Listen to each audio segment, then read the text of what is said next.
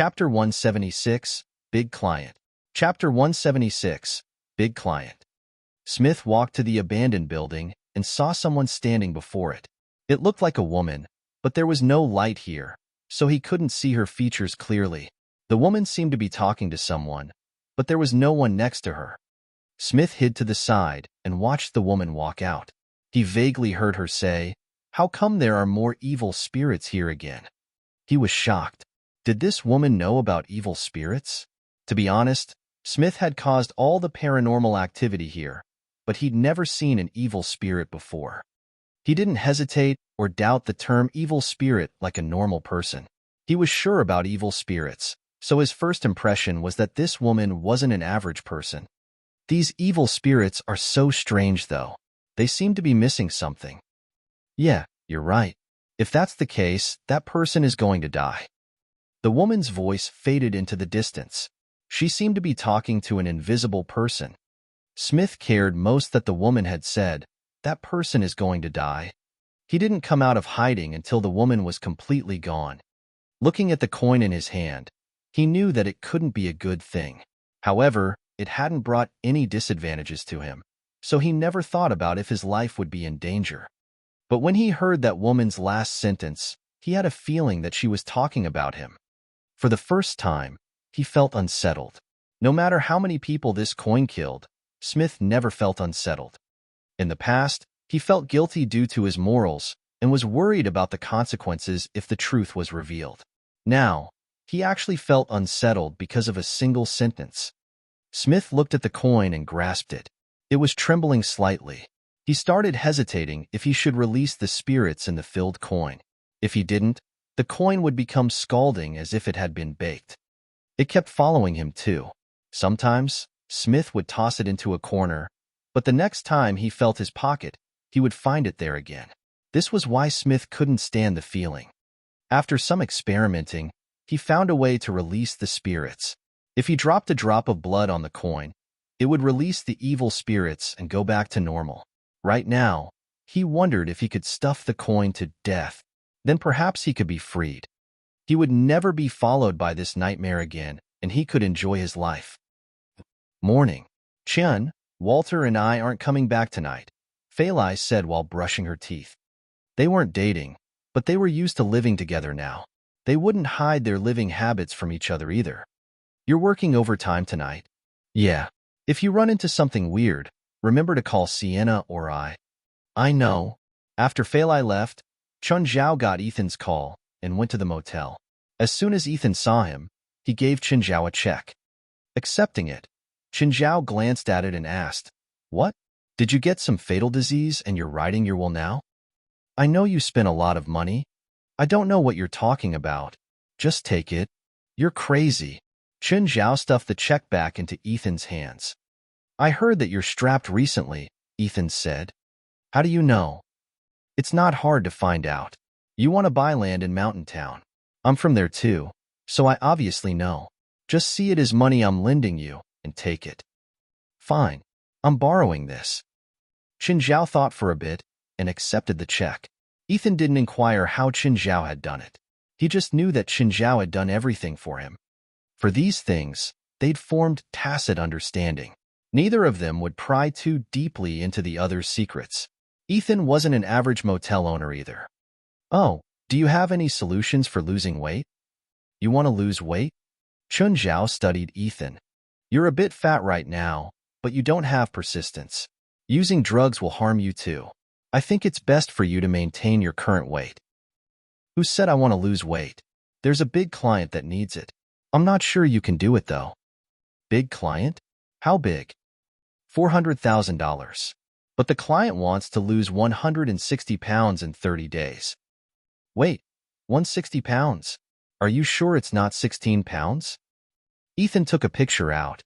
When Chun Zhao saw the girl, he was shocked. "Oh my God, she's a super fatty. She's practically a meatball." "Is she rich?" "It's her dad's money, not hers." "I'll do it. Give me her address and contact info. Before that, can you get your dog spayed?" Ethan's tone changed 180 degrees. Chun Zhao turned around and saw the silly twins circling Ethan's golden Sasha. The size difference was honestly too big, though. Chen Zhao worried for Sasha. Walter was okay. He was big, but he wasn't so big that Sasha couldn't take it. The silly twins really weren't suitable, though. Chen Zhao massaged his temples. Kicking them, he said, "You assholes. Sasha is Walter's wife." "Who said Sasha is gonna marry Walter?" Ethan shot back. "I don't agree. You're so old already, and you still want to get involved in the kids' relationships. Where's your shame? Your Carrie is a female, right? I'll go get a male tomorrow," Ethan threatened. "Then you better get a lion. Otherwise, I'm afraid your pet won't be able to win Carrie over." A taxi parked before the motel, but whooshed away after seeing the silly twins behind Chen Zhao. Regardless of whether they were dangerous or not, it would be a problem if they peed on the car. "Ethan, can you drive us? For your commission? Why do you have to take them out?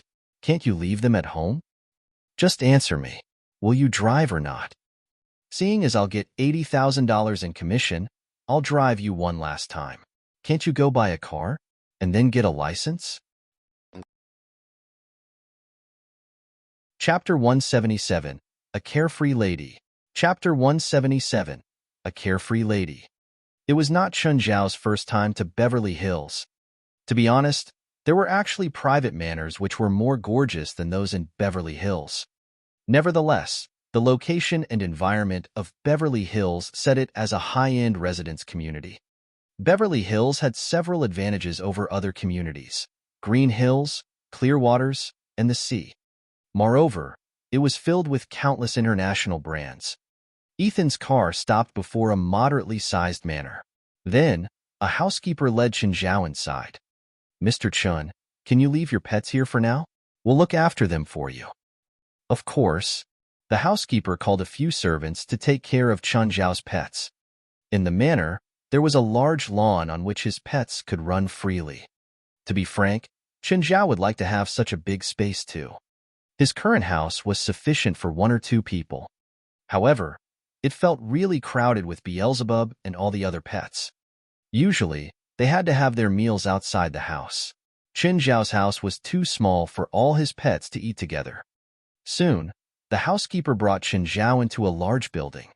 In the house was a middle-aged man with a mustache.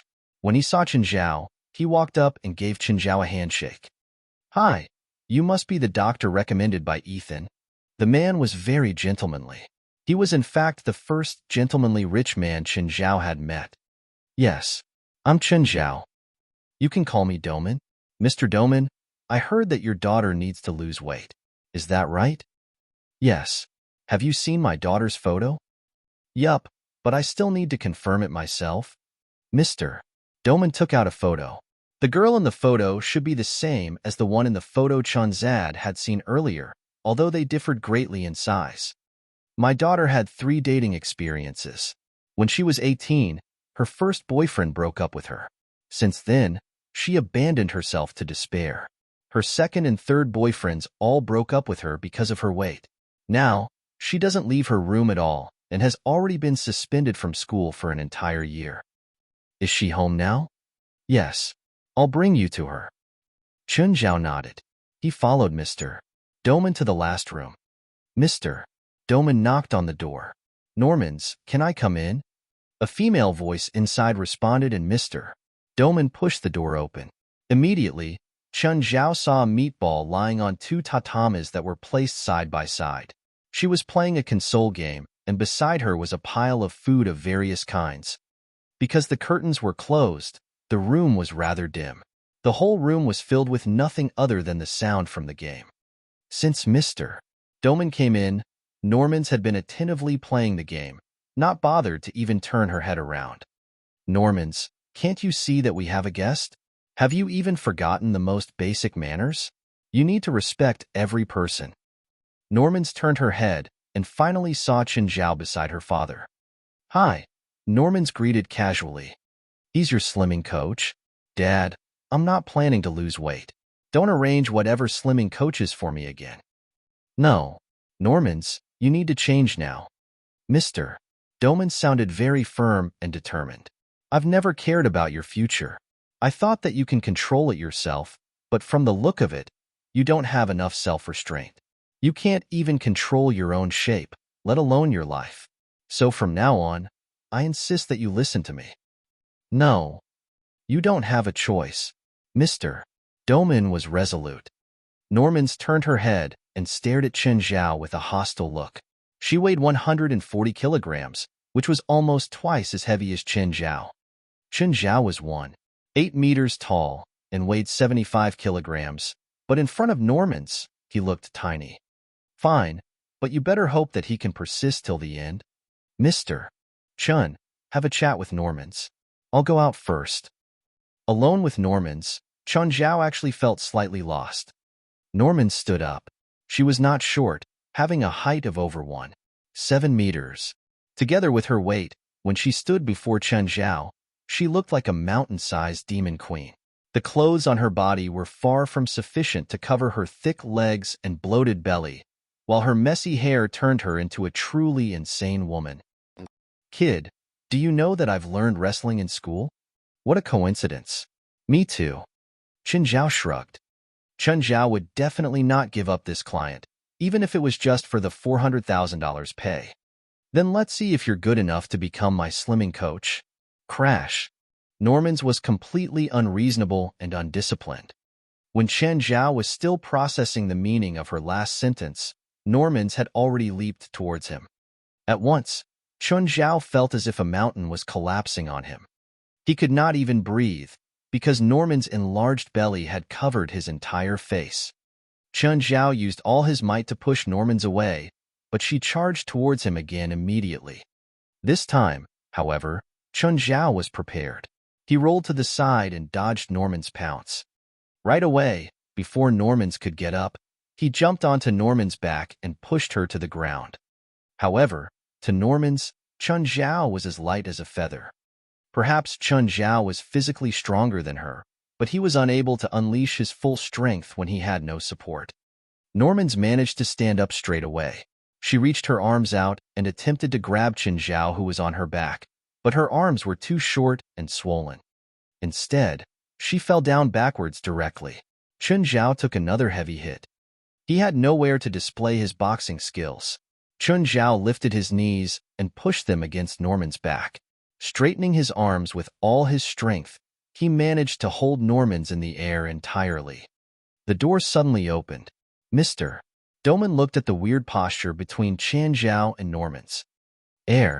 Sorry, I forgot to knock. Then, he left the room again and closed the door. The next instant, the two resumed their wrestling session. The room was a complete mess. In the end, Chen Zhao finally managed to subdue Norman's. Fuck. I knew I wasn't going to get the 400,000 that easily. Stop. Chen Zhao was really exhausted. Fighting with Normans was more tiring than climbing a 100-story building. Chen Zhao would rather fight with Gaia than with Normans, because his punches would be ineffective if they were too light and would hurt Normans if they were too powerful. This would not be a problem with Gaia, for she knew how to handle Chen Zhao's attacks. Normans, do you want to be a pig forever? Fuck off. It's none of your business. Whether you're a fat pig or not isn't my business, but your dad's going to pay me. I need the money, so you don't have a choice. Do you think I'll cooperate with you? Chapter 178. I surrender if you can eat. Chapter 178. I surrender if you can eat. Just then, someone knocked on the door. Mr. Doman had been standing outside for a while. Can I come in? Chen Zhao and Normans were already standing up, but their clothes were rumpled. Mr. Chen, how was your talk with Normans? Very good. We had a very friendly exchange. I believe Normans will cooperate with my fitness plan. Normans scoffed. She didn't refute him outright, but she decided not to cooperate.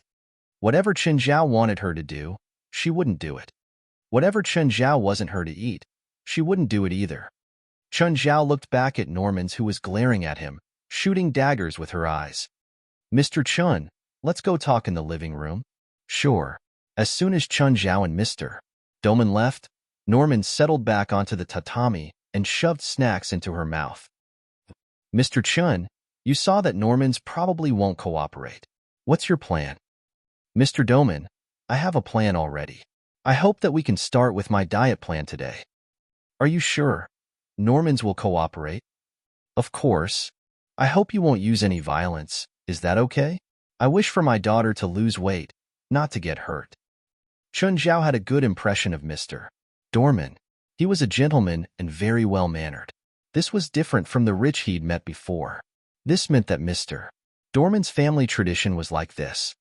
Only a positive family environment could produce a personality like this. I understand. I don't plan on using violence. Do I need to supply anything? Mr. Dorman asked. Please have Normans come to the grass field. Okay. Mr. Dorman rubbed his forehead. This was a hard task too. Qin Zhao went to the grass. It was surrounded by cedar trees, separating the manor from the outside. The silly twins, Beelzebub and Carrie, were frolicking happily.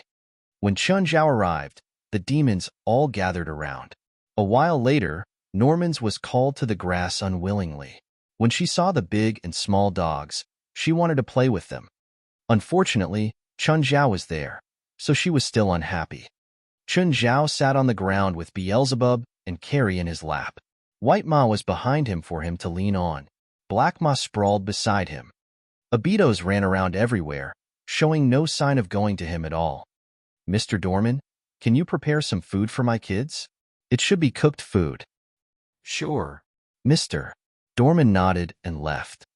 A while later, 2 servants brought a large amount of grilled meat to Chun Zhao. Normans gulped. Chun Zhao clapped his hands and Black Ma stuffed a whole chicken into his mouth. He swallowed after chewing a bit. Abitos ran over too. His appetite was similar to the 2 silly twins. He could eat an entire chicken in one bite. Normans rubbed her stomach. Her appetite was getting stronger. Very strong. She must be hungry because she'd fought with that guy. Thinking of this, she said, Dad, I'm hungry too. Give me some food.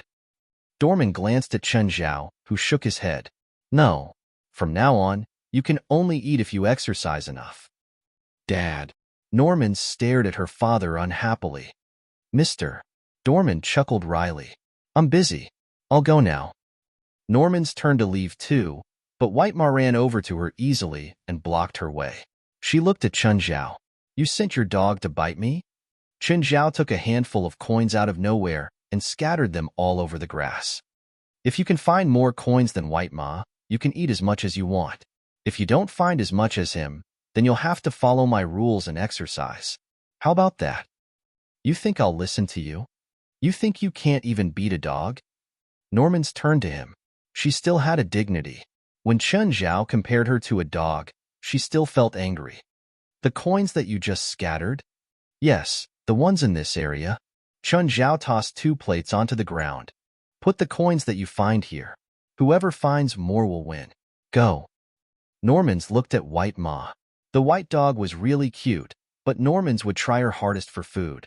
White Ma was about to go too, but Chun Zhao said, White Ma, go easy on her. But White Ma didn't want to. He pounced and his tongue shot out, curling a coin into his mouth. In a short while, he had a dozen coins in his mouth. Running lightly to his plate, he spat it all out. If the coins were on concrete, it would be easy to find. However, it was in the grass now and the vegetation covered them. They were harder to find. Normans only found a few in the first minute. They weren't in the same level in this race. The result is quite obvious. Chun Zhao looked at White Ma's plate. Normans was angered. She hurled her coins into the plate. I'm not playing anymore. Only a dumbass will be controlled by you. She turned and left in anger, going straight to open the fridge in the kitchen. She took out a bottle of milk and started pouring it down. A mouthful later, Norman suddenly felt disgusted and started throwing up. In an instant, Norman's appetite disappeared completely. Maybe she'd exercised too much earlier, causing her to lose her appetite. She could only leave the kitchen. After leaving, she saw Chun Zhao standing outside with Beelzebub, smiling at her. Nameless anger flared within Norman's. What are you looking at? Do you feel hungry right now? Norman's rubbed her stomach. For some reason, she felt hungry again. But she said stubbornly, it's none of your business. I told you that if you don't meet my requirements, you won't eat anything today. Normans turned and went into the kitchen. She took 2 apples out of the fridge, returned to Chen Zhao, and ate half an apple right there. After chewing, the nauseous feeling came again. Bleck. Normans threw up everywhere. This time, the feeling was even more intense. It felt like she'd even thrown up some stomach acid. What did you do to me? Normans looked at Chen Zhao weakly. Chapter 179. Danger in the Sea. Chapter 179. Danger in the Sea. No matter how slow Normans was, she would have realized by now that Chen Zhao had definitely done something to her. She always had a great appetite. Normally, she would eat an apple every 5 minutes. However, since she met Chen Zhao, she had not eaten anything. She tried to eat twice, but on both occasions she felt nauseous. Now you have an intense appetite again, right? A smile appeared on Chen Zhao's face. What do you want from me? What do you think? If I complete the training today, I can eat all I want, right? Of course. Chen Zhao smiled. Clearly, he would not let Normans eat all she could. Actually, he would in fact let Normans eat whatever she wanted, as long as she could physically swallow them. What's the training today? Simple. Run for 1 kilometer. It was only the start. A 1-kilometer run was really very easy. Even with Norman's weight, she could achieve the goal as long as she persisted. Actually, Chen Zhao could have made Norman slim down with just Beelzebub's ability. However, if she slimmed down so much by not eating food, her body would become extremely unhealthy. Therefore, she had to exercise too. It could speed up the slimming process and at the same time make her healthier. You have to exercise with me too. You have to do whatever I do. Fine. As long as Normans was willing to cooperate, Chen Zhao was willing to train with her. He did this only for the 400,000 pay. It was something Chen Zhao could not say no to. Do I start now? Let's start. 1 kilometer was really nothing to Chen Zhao. With his stamina, he was more than strong enough to run a marathon. Nonetheless, the power of a foodaholic was limitless. In order to eat whatever she wanted, Normans persisted for the entire journey. Actually, to a person who weighed 140 kilograms, a 1-kilometer run was already very exhausting. She was about as heavy as 2 normal adult men. After all, after they finished the run, Normans immediately asked, "Can I eat now?" Of course. That's the end of today's training. I'll be back again tomorrow, however, so you better be ready. Can I eat all I want? Sure. Chen Zhao only asked Beelzebub to give Normans a bit of appetite, so she would definitely not be able to eat too much. The feast that Normans had been fantasizing about was destined to be a mere illusion. Mr. Doman brought Chen Zhao to the front door. Mr. Chun, are you sure you don't need a driver to send you back? Nope. My friends live nearby, so I'm going to drop by their house. All right then. Thank you again for what you did for Normans. To be frank, the amount of exercise she did today is more than what she had done in the last 3 years combined. No problem. I'm getting paid anyway. Chen Zhao left Mr. Doman's manor with his pets. Walking on the street, they still managed to attract countless eyes. After all, the silly twins, as well as Abitos, were really too eye-catching. Many tourists along the way stopped to watch the pets. Some even thought that Chen Zhao was a street artist. Chen Zhao found Rasfa's manor and was quickly invited in. Chun, welcome. Rasfa was still shocked by Chen Zhao's entire family of pets. That's a lot of pets. Why don't you give Beelzebub and Carrie to me? I'll take good care of them for you. I'm afraid I'll have to say no. Chen Zhao shook his head. I was nearby just now, so I came here to check your health condition. Paul, pour Chen a glass of wine. You know that I don't drink during work. All right. After you finish the examination then.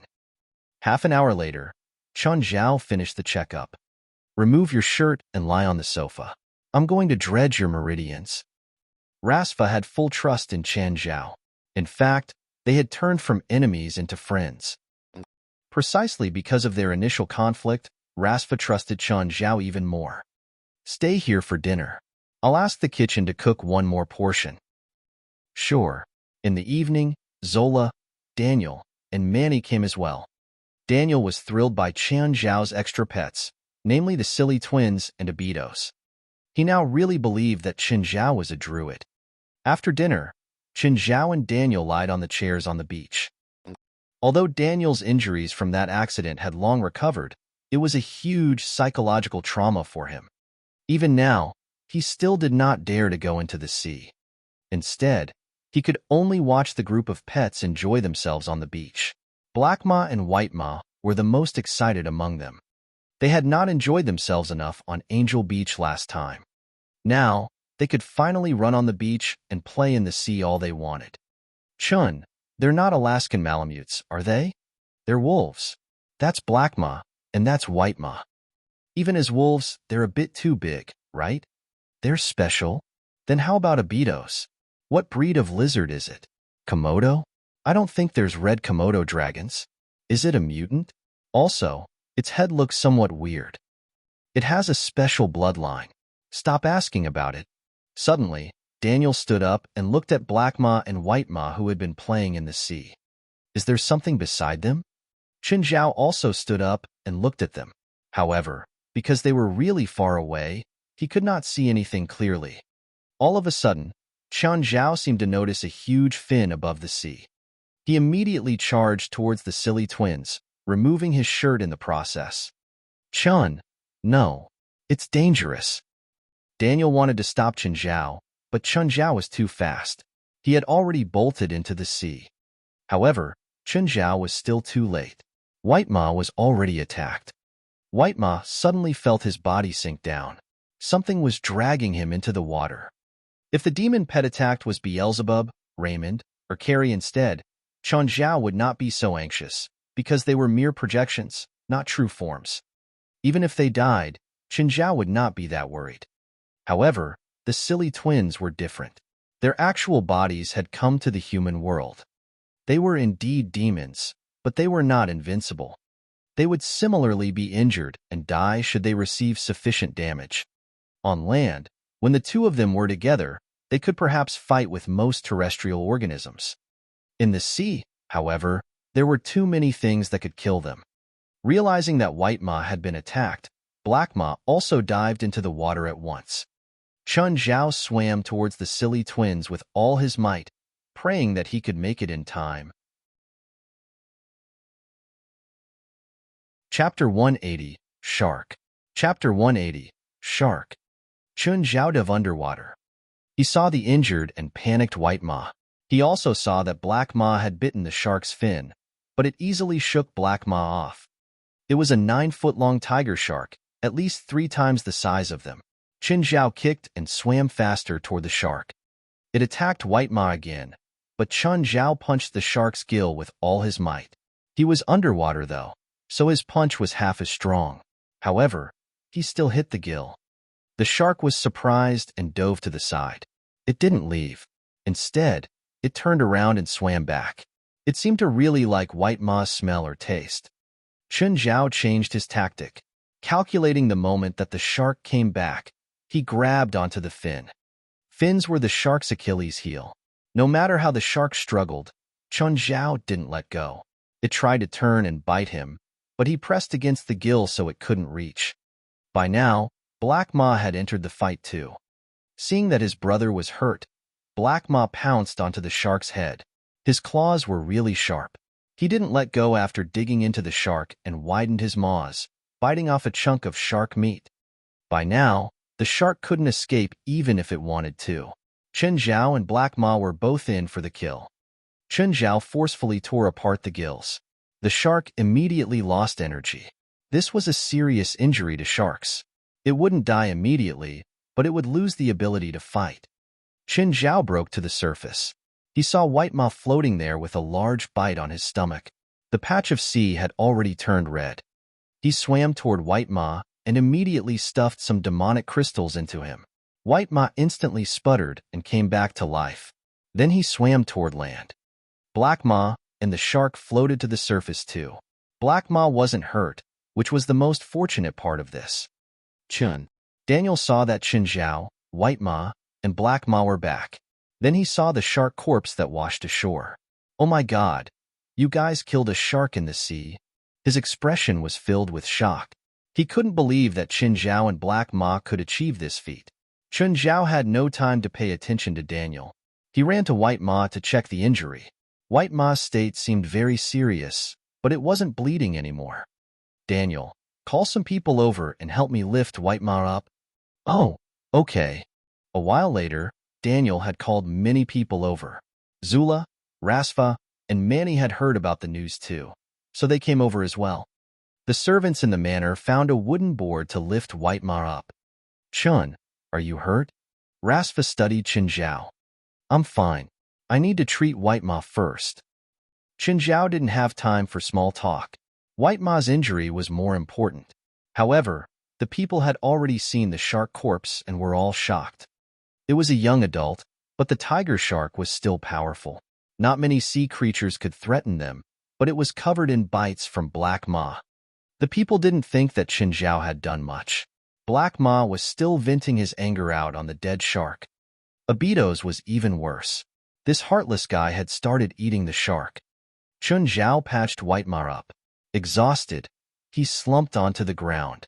Right then, a glass of water appeared before him. Zola stood beside him at some point.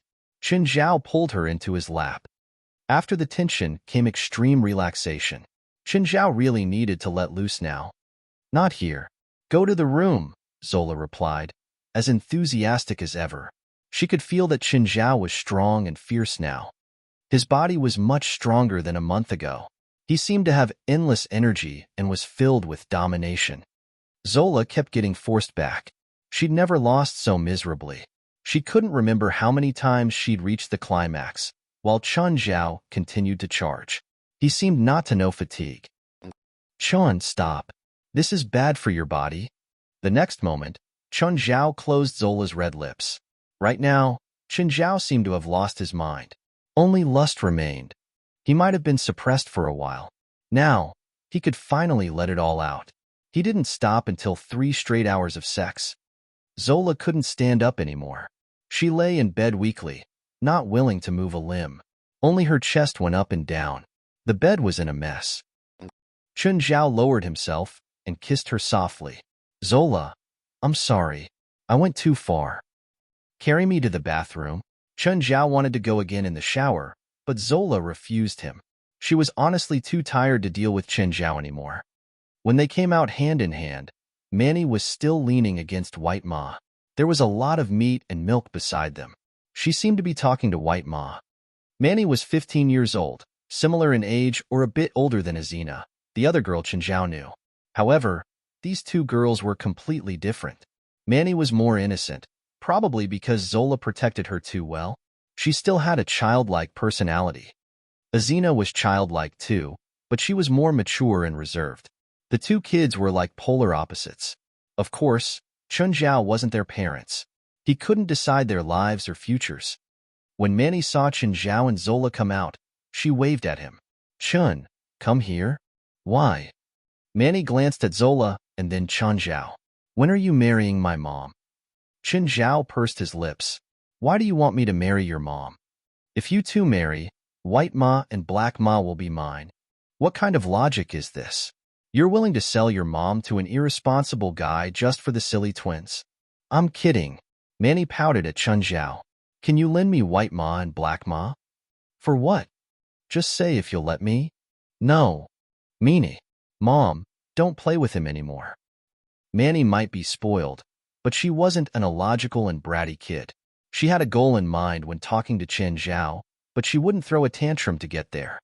Because White Ma was hurt, Qin Zhao had Paul help get a truck to transport him back. It was already 10 at night when they returned. Qin Zhao actually wasn't used to the fact that Fali wasn't home. Usually, they would both be in pajamas now and drinking beer with snacks, or watching movies and talking about random things. Qin Zhao called her. Fali. Chun, what's up? Nothing. I was just wondering if anything happened while you're with the coastal rescue team. Chapter 181. Blackie, how about Wi-Fi in your house? Chapter 181. Blackie, how about Wi-Fi in your house? Everything's normal. I would have been asleep now if you didn't call me. All right. I'm going to bed too. Good night. After the brief conversation, Qin Zhao hung up. He rubbed his forehead and then entered the basement. Chun Zhao had to perform special treatment for White Ma, which clearly could not be done outside. Although White Ma had eaten 2 demonic crystals, he was still in a bad shape. The supposedly formidable subordinate of the King of Greed had almost lost his life to a human world species. Hellhound was clearly thrilled by the 2 new buddies. No, there were actually 3.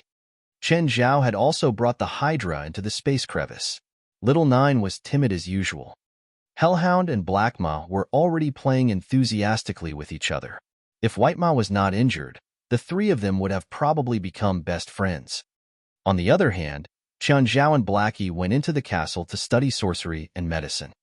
Blackie, when I summoned that banshee with her ritual implement near the gate of hell, I felt very tired. It's a feeling I've never experienced before. Why did I feel that way? I don't know much about demonic sorcery too, but when I cast spells, I can clearly feel an upper limit. Cast certain spells too many times, and I'll feel tired as well, Blackie said. Both Chen Zhao and Blackie were novice sorcerers. At the beginning, Blackie did not know too many demonic spells too. Of course, Blackie was able to learn demonic spells much faster than Chen Zhao, because he was a type of demon, after all. However, there were some spells that Blackie would never be able to cast. I've done my research. For example, if I cast Hell Knell on a person for 10 consecutive times, I'll be exhausted. Wait, you cast Hell Knell on a person just for experimentation? Did that person not go insane? I found a person in vegetative state, so Hell Knell wouldn't affect him, Blackie replied, unconcerned. So whether it's you or me, we have a certain kind of threshold. We can't cast spells or summon demons indefinitely, Chun Zhao concluded. I think so. Don't you humans always call the thing needed to cast spells magic points? Or maybe magical power? Let's suppose that we have magical power too, and we each have our own maximum magical power. How do you think we should test our maximum magical power then? You should ask Beelzebub, Raymond, and Carrie. They know more about demonic sorcery than the 2 of us. Chun Zhao called Beelzebub into the castle and asked him their question. Of course you need a certain form of power to cast and control demonic spells. There's no real difference between the terminology in Hell and the definition given by humans. In Hell, it's generally known as demonic power, but you humans can call it magic points or magical power too. It's the same thing. I don't think the term demonic power is accurate. Blackie opposed it once, because humans can cast demonic spells too. This proves that the power used by demons is at least somehow related to humans. No. Chen Zhao gave his own opinion. Humans can only use a small number of modified demonic spells. This means demonic spells are still based mainly on demonic power. Perhaps, modified demonic spells are no longer truly demonic, or maybe they require a different form of power to activate. You're again the special one. Blackie looked at Chun Zhao. Why can you learn all the demonic spells without restriction? Even I can't learn many of them, but you can still learn and cast them. Even Beelzebub could not answer this question. While Blackie is a demon, the 3 of us are actually 3 different forms of life.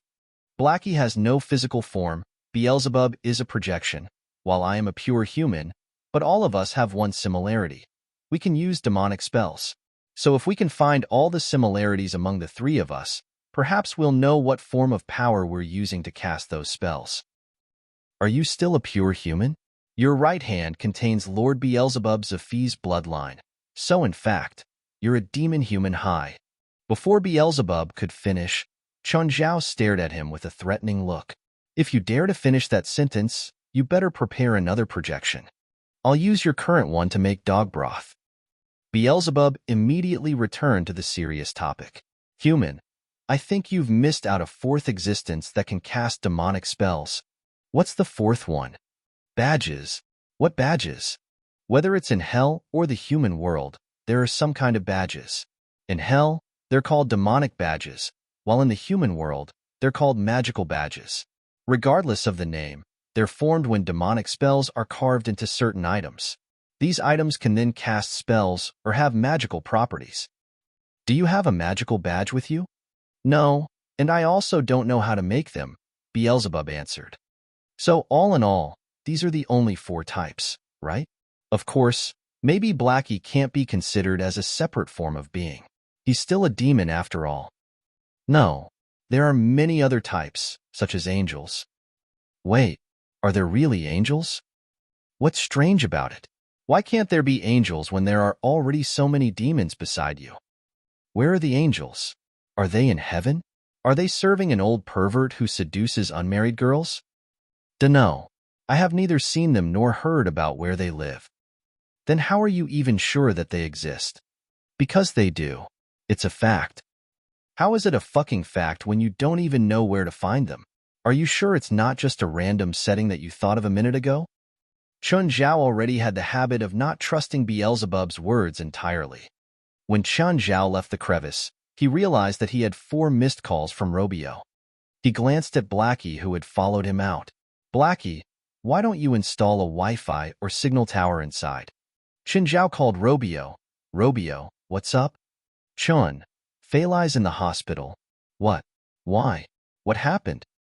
She almost drowned. Almost drowned? Fali? Chun Zhao knew how well Fali could swim. How could she nearly drown? I don't know the exact situation too. I received a call from the phone in HQ and then heard Walter barking. When I got there, I saw Fali lying on the beach. I've already sent her to the hospital. Which hospital? Chantilly? Chapter 182, Fali in Danger. Chapter 182, Fali in Danger. Chun Zhao hurried over to Chantilly Hospital. Robio was there waiting for him. He went in as soon as he arrived. When he reached Fali's room, he realized Four was there. Chun, For was surprised to see him. You're here for me? I'm the patient's friend, Chun Zhao said. Chun, she's Fali's younger sister, Robio said. You know my sister? For looked at him in surprise. Can I check on Fali? For nodded. She was obviously happy if Chun Zhao was willing to help. Chun Zhao checked Fali. There's no water in her lungs. Her heartbeat is normal, pulse normal, but her pupils are dilated and no light reaction. 4. Did you tranquilize Fali? No. She's been unconscious since she was taken to the hospital. Can it be a pseudocoma? For suggested. Chun Zhao and Robio both understood what that meant. Chun Zhao was a doctor, while Robio worked on the coastal rescue team. He'd seen many drowning victims. In pseudocomas, the brain was still active, but the subconscious mind was still in the drowning state, so the brain would close itself off. This was a way to protect the brain. When drowning, one would lack oxygen for a long period, causing brain hypoxia and brain damage. But pseudocomas were short-term comas. It usually lasted 1 to 3 days. Sometimes, it could last for longer. Chun, do you have a solution? I still need to look. As of now, Chun Zhao hadn't found any useful information. He suspected since the beginning that the drowning wasn't normal. Walking out with Robio, Chun Zhao asked, Robio, can you tell me what happened when Fali drowned? I got the call at 2 in the morning. I only heard Walters panting through the phone. To be honest, I can't really believe that a dog can do that. If Walter really can call someone, he should call me. Why did he call you? My contact info is taped onto the office's wall. Robio sensed some jealousy in Chun Zhao's voice, but this proved that the man really loved Walter like a parent. Chun Zhao wouldn't have asked if he didn't care. Robio was also happy that Walter could have Chun Zhao's companionship. Then I hurried to the office and saw Fali lying on the beach. She had her buoy and life vest. She couldn't have gone swimming at midnight unless someone was drowning, but there were no other victims beside her. It's possible she couldn't save the person and was also in danger, so she was either washed ashore or Walter dragged her onto land. Chun Zhao leaned more toward Walter saving Fali, but then he remembered that Fali had said she'd run into paranormal activity. He suspected that Fali had been attacked by an evil spirit. Otherwise, with her swimming abilities, she wouldn't have an accident even at night. At least, there wasn't a high possibility. After all, Fali had all the equipment and Walter by her side. Unless something unusual happened, there were very slight chances of an accident happening. Is Walter still at the office? Yeah, I left him there. I'll go get Walter. I'm worried if he's there alone. Okay, Robio said. I won't go with you. I need to stay and take care of Fali. Chun Zhao hurried to the headquarters and called for Walter. The dog rushed out of the darkness. He was very excited, clearly shocked by something. He jumped and barked in front of Chun Zhao. Walter, quiet. Quiet down. Chun Zhao comforted him. Was Fali attacked by evil spirits? Woof. Can you find the evil spirit? Walter turned toward the sea with a confused expression. He couldn't provide any information. This made Chun Zhao feel helpless. Walter wasn't like Beelzebub and the others. He couldn't talk directly to Chun Zhao. Just then, Walter ran into the office and carried a rotten piece of wood out. Chun Zhao took it. It was a piece of wood from a fir tree and very wet. Walter must have taken it out of the water. It should be from some aged ship. No matter how good the quality, it would rot after being in the water for decades or even centuries. The wood was very fragile. Chun Zhao applied some pressure and cracked it open. There was a clear word carved into the opening. Mary. Mary? Chun Zhao studied the wood. He wasn't sure if this was related to Fali's attack. His phone rang at that moment. Chin, Fali woke up, but she looks unsettled. She wants you to take her home. Okay, I'm coming, Chun Zhao said immediately. He was relieved that Fali was okay.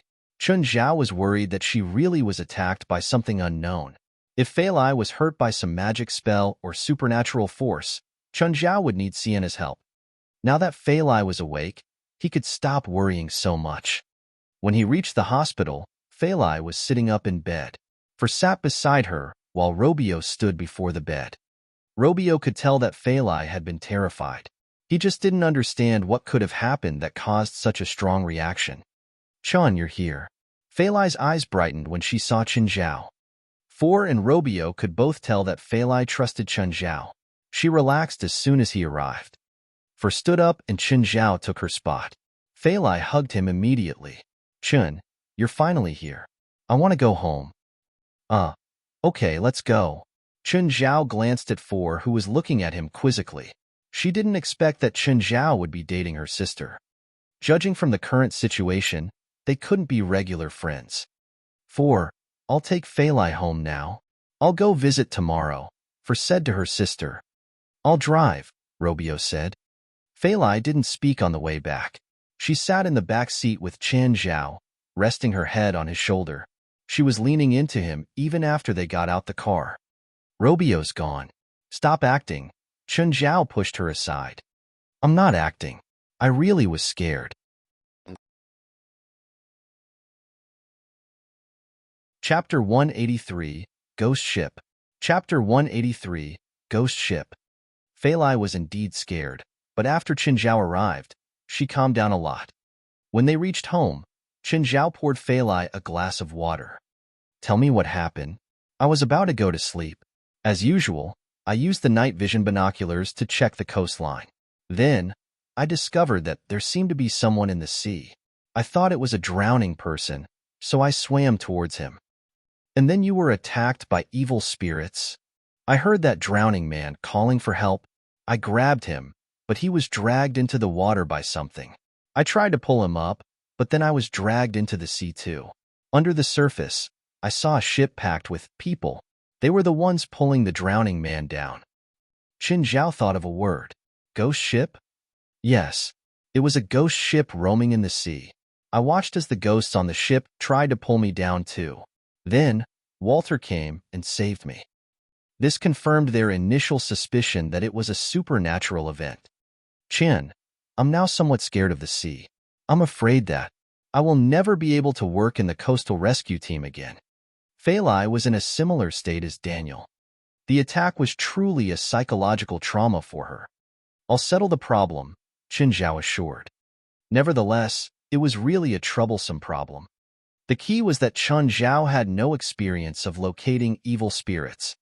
After some consideration, the only person that Chun Zhao could think of was Sienna.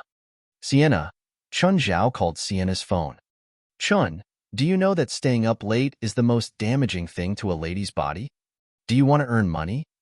Sienna was wide awake at once. What is it? Fali was attacked by evil spirits today. Is she all right? She's just a bit scared. What do you want me to do? According to her description, she was probably attacked by a roaming ghost ship in the sea. Ghost ship? I'm no match for a ghost ship. Are ghost ships very difficult to deal with? Do you know how my teacher died? How? 20 years ago, a ghost ship appeared at West Coast. My teacher formed an alliance of 13 witches, but in the end, they all died in the sea. Are ghost ships really that scary? Yes. The biggest problem is that ghost ships hide in the sea most of the time. Do you have a way to find or track them? If you really want to fight against a ghost ship, you better prepare for the worst. I don't need you to fight it with me. Just tell me if you have a way of locating it. Let me think about it. How much money will I get? 10,000. Deal.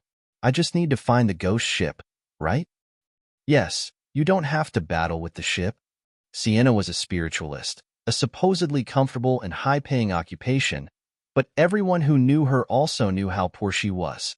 All right, I'll inform you if I find anything. The next day, after washing up, Chen Zhao knocked on Fali's door. Fali, are you awake? Come in, Fali said from inside the room. When Chen Zhao entered the room, he realized that Fali still looked rather pale. She had yet to recover from the incident. How do you feel now? Not good. I'm going out later. Help me to take care of Black Ma and White Ma. Oh yeah, White Ma's injured, Chen Zhao said. White Ma's injured? By who? He was attacked by a shark in the sea yesterday. Is he all right? I've already treated him. It's not fatal, but he won't be able to do vigorous exercise in the next few days. Sure, leave him here. I'll take care of him. Then, Chen Zhao left the house, bringing only Beelzebub, Raymond, and Carrie with him. Chen Zhao went to the fitness center for his boxing class. Gaia's class was strict as usual, but Chen Zhao was gradually getting used to it. Unlike the first few sessions, Chen Zhao was now able to block or counter some of Gaia's attacks. This meant that Chen Zhao's boxing ability had improved significantly. Nonetheless, how well he could perform in an actual fight was another issue altogether. In the face of danger, Chen Zhao might not even be able to react in time. The biggest difference between amateur fighters and professional fighters was their reaction to danger. Chen Zhao's greatest advantage was his physical fitness, but he needed practice on his reaction speed. Chen, that's the end of today's lesson, Gaia said. To be honest, Gaia already found it somewhat tiring to teach Chen Zhao. She had experienced for herself how good Chen Zhao's stamina and strength were. In the past, she could counter Chen Zhao's attacks with her skills. However, as Chen Zhao also became more skillful, she was no longer able to deal with him that easily. She taught Chen Zhao mainly free sparring. Because she was larger in size than Chen Zhao, she was less agile. She had no advantage in speed, and definitely a disadvantage in strength and stamina. Chen, be prepared. Next time, I'll arrange an assessment for you. What assessment? I'll find a few experts in sparring. You'll have to fight against them at the same time. Chen Zhao was speechless. Is that really necessary? You don't want to waste the money you gave me, do you? In the afternoon, Chen Zhao went to Mr. Doman's house to give his daughter Normans her slimming session. When Norman saw Chen Zhao, she clearly did not seem happy. Normans, let's start. Did you cast a spell on me? Why didn't I have any appetite since last night? You need evidence to say something. If you don't have any evidence, stop accusing me. If you don't explain everything clearly, don't expect me to cooperate. Are you hungry now? Chen Zhao looked at Normans with a smile on his face. Rubbing the extra meat on her belly, Norman's face darkened. You wicked wizard. All right, stop bitching and start exercising. Normans gritted her teeth and stared at Chen Zhao. In the end, she still gave in. After Beelzebub returned her appetite, she started to feel starved. She really wanted to be unyielding and say that she would not cooperate, but she simply could not. Can I eat after I run a kilometer? No. 1 kilometer, and you only get an apple. What? No way. Do you want me to die of exhaustion? If you don't run, you won't even get an apple. Doman stood at the windows, watching his daughter and Chen Zhao run around the lawn. Norman's cursing could be heard from miles away. Doman did not know whether he could be happy or sad. Chun Zhao had been running just in front of Norman's.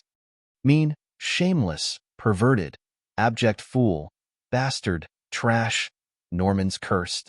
Before she even finished 1 kilometer, she was already covered in sweat. Chun Zhao slowed down and ran beside Norman's. Norman's, speaking continuously as you run will only make you expend your energy quicker. Isn't that exactly what you want? You bastard. Of course. Please cuss me louder, I beg you, Chun Zhao taunted. After 1 kilometer, Norman's actually showed no sign of stopping. How much do I have to run in order to eat grilled meat? 10 kilometers. That's not possible. You're just giving me an unrealistic goal. So you should stop having unrealistic thoughts too? Chapter 184. It's Dieting and Torture. Chapter 184. It's Dieting and Torture. Most people wouldn't be able to run 10 kilometers, let alone Norman's. She was around 280 pounds. This was like running with weights. 1 kilometer was already enough exertion for her. 2 kilometers was probably her limit. Chun Zhao's requirement was clearly too much. Just running didn't actually have a big effect. It mostly exercised the muscles and fat on the thigh. The most effective way to lose weight was actually swimming. It used every muscle in the body. If she wanted to lose 160 pounds in a month, she had to exercise crazily. Of course, she couldn't do too much in the first 2 or 3 days. Her lazy habits resulted in her body's inertia.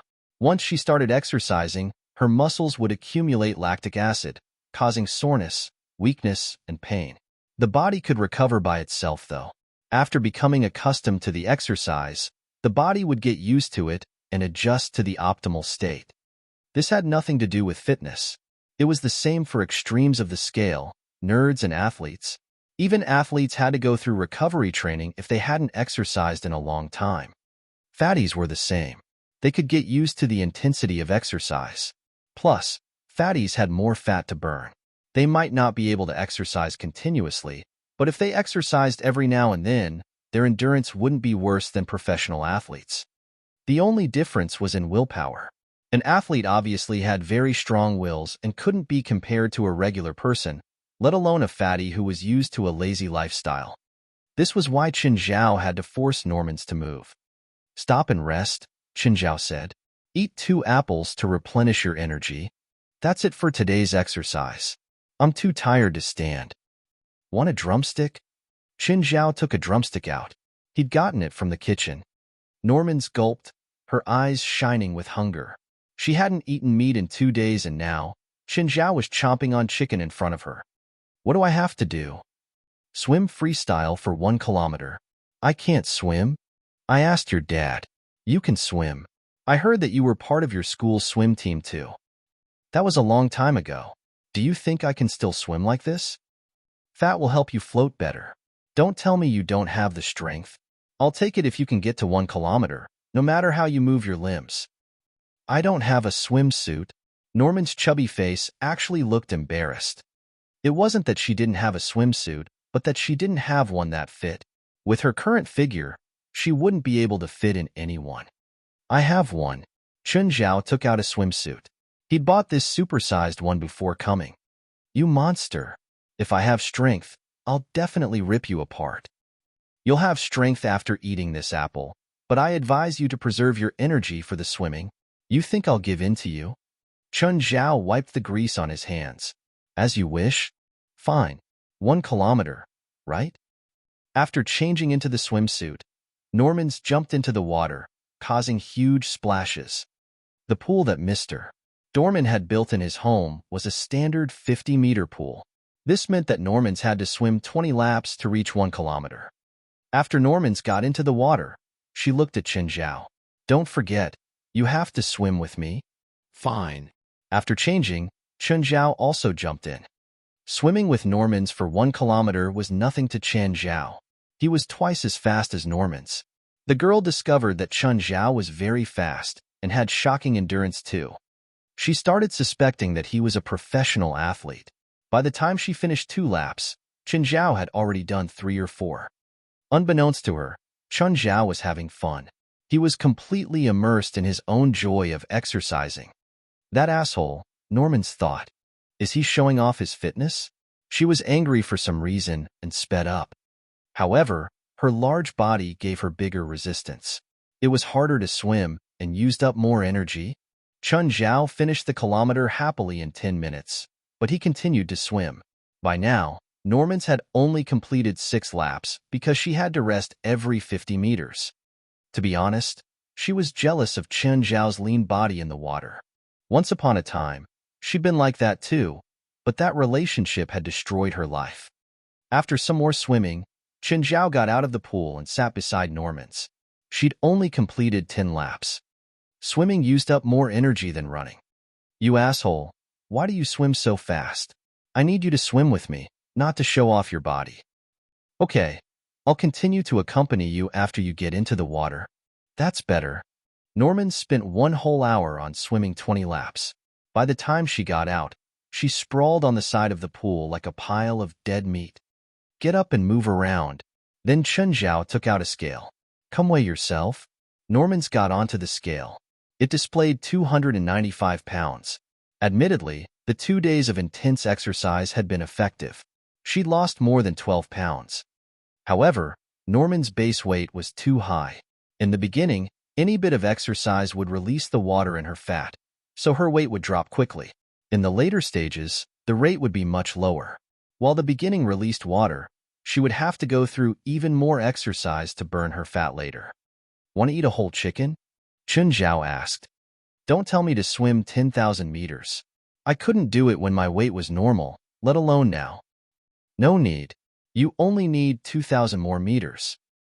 2 more kilometers, and she could eat a whole chicken? This was a pretty big temptation for her. Okay, I'll do it. But if you can't do it, I'll reward you a drumstick according to the distance. Norman's was tricked, because after swimming another kilometer, she realized that she couldn't move at all. Her body had reached her limit. Her limbs didn't even feel like hers anymore. It was impossible to swim 2 more kilometers. Chun Zhao had figured out her limit and set up a trap for her. Chapter 185. You have the smell of another woman. Chapter 185. You have the smell of another woman. Here's your dinner list for tonight. An egg, 2 apples, and 1 chicken drumstick. Do you want me to starve to death? Do you know that I only ate 3 drumsticks yesterday? Do you want to see only a corpse when you come tomorrow? You can say no, Chun Zhao said casually. Just then, Mr. Doman approached them. Chun, has the training today ended? Yes. Why don't you stay here for dinner? No, I still have something else to do. All right then. See you tomorrow. See you tomorrow, Ms. Norman's. Bastard. I hope that you'll get killed by a car the moment you step out of here. Norman's cursed bitterly. Norman's, shut up. Chen's doing all this for your health. Mr. Doman, forgive her. I won't remember it. Ms. Norman's, be prepared for tomorrow, because there will be more exercises waiting for you. Bastard, bastard, bastard. This is revenge. Good luck. When Chun Zhao left the manor, he received a call from Yafan. Chun, are you free? Are you unwell? I've finished my parts in the movie. Can I see you? Yafan hinted. Sure. I'm already in Beverly Hills. I'll go there now.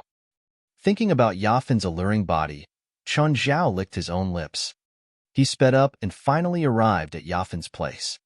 Yafan passionately welcomed Chun Zhao in. Chun Zhao could finally use all his energy on Yafan. He quickly removed all her clothes and began the battle. Yafan shouted loudly in both pain and excitement. Chun Zhao's strength allowed him to explore various difficult postures with Yafan, which made her even more excited. Nevertheless, after climaxing continuously, Yafan started to beg Chun Zhao. However, Chun Zhao, who had yet to enjoy himself thoroughly, would clearly not let Yafan off so easily. They did it twice on the sofa, thrice in the bedroom, and once more in the bathroom. In the end, after showering, Chun Zhao carried Yafan out of the bathroom. The 2 of them lay on the sofa, lying in each other's arms. Yafan seemed somewhat lost. She had to admit that she was fully indulged in Chen Zhao's limitless stamina and advanced tactics. Chun, did you eat any medicine today? No, I don't need that. How long has it been since you last had sex? Chun Zhao smiled and remained silent. He had in fact just had one with Zola the day before. Chun, I don't really have any acting recently.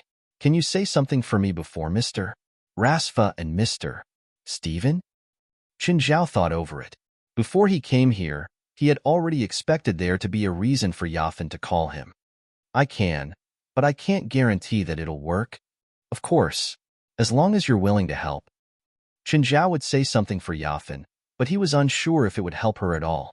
A movie would easily involve an investment of tens or even hundreds of $1,000,000.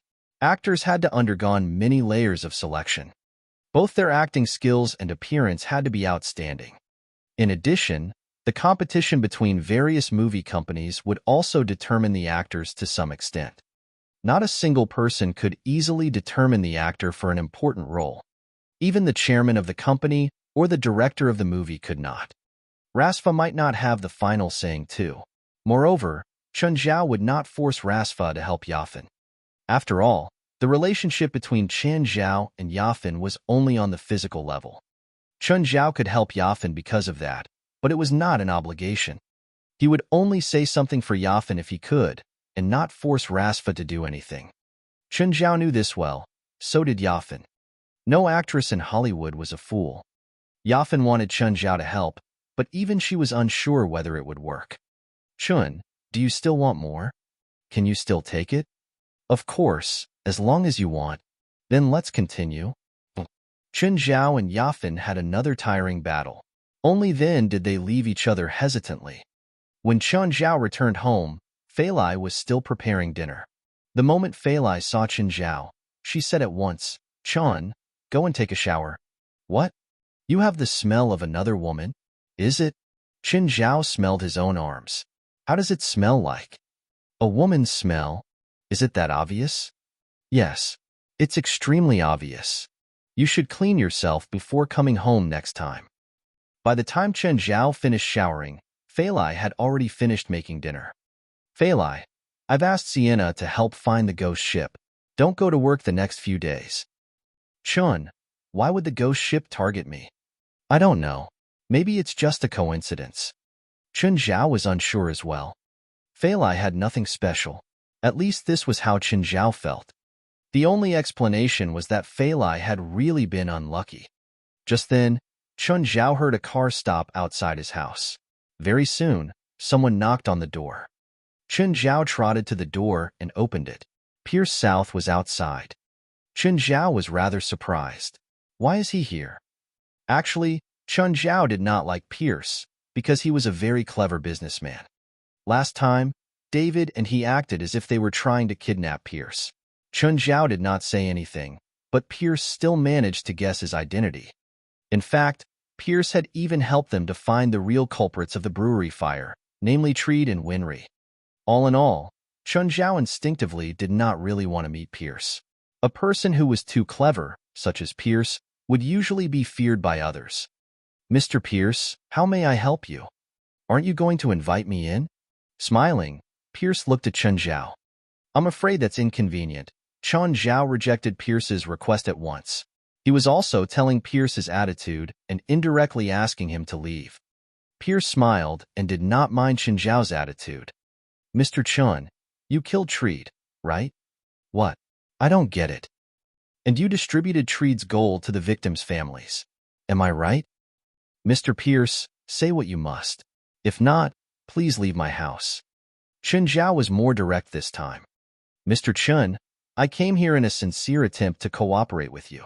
Do you treat your guests like this? I don't think there's anything for us to cooperate. If you want me to convince the residents here to allow you to open a chemical factory at the original brewery location, I'm afraid you're speaking to the wrong person. I don't know as many people in town as you might have imagined.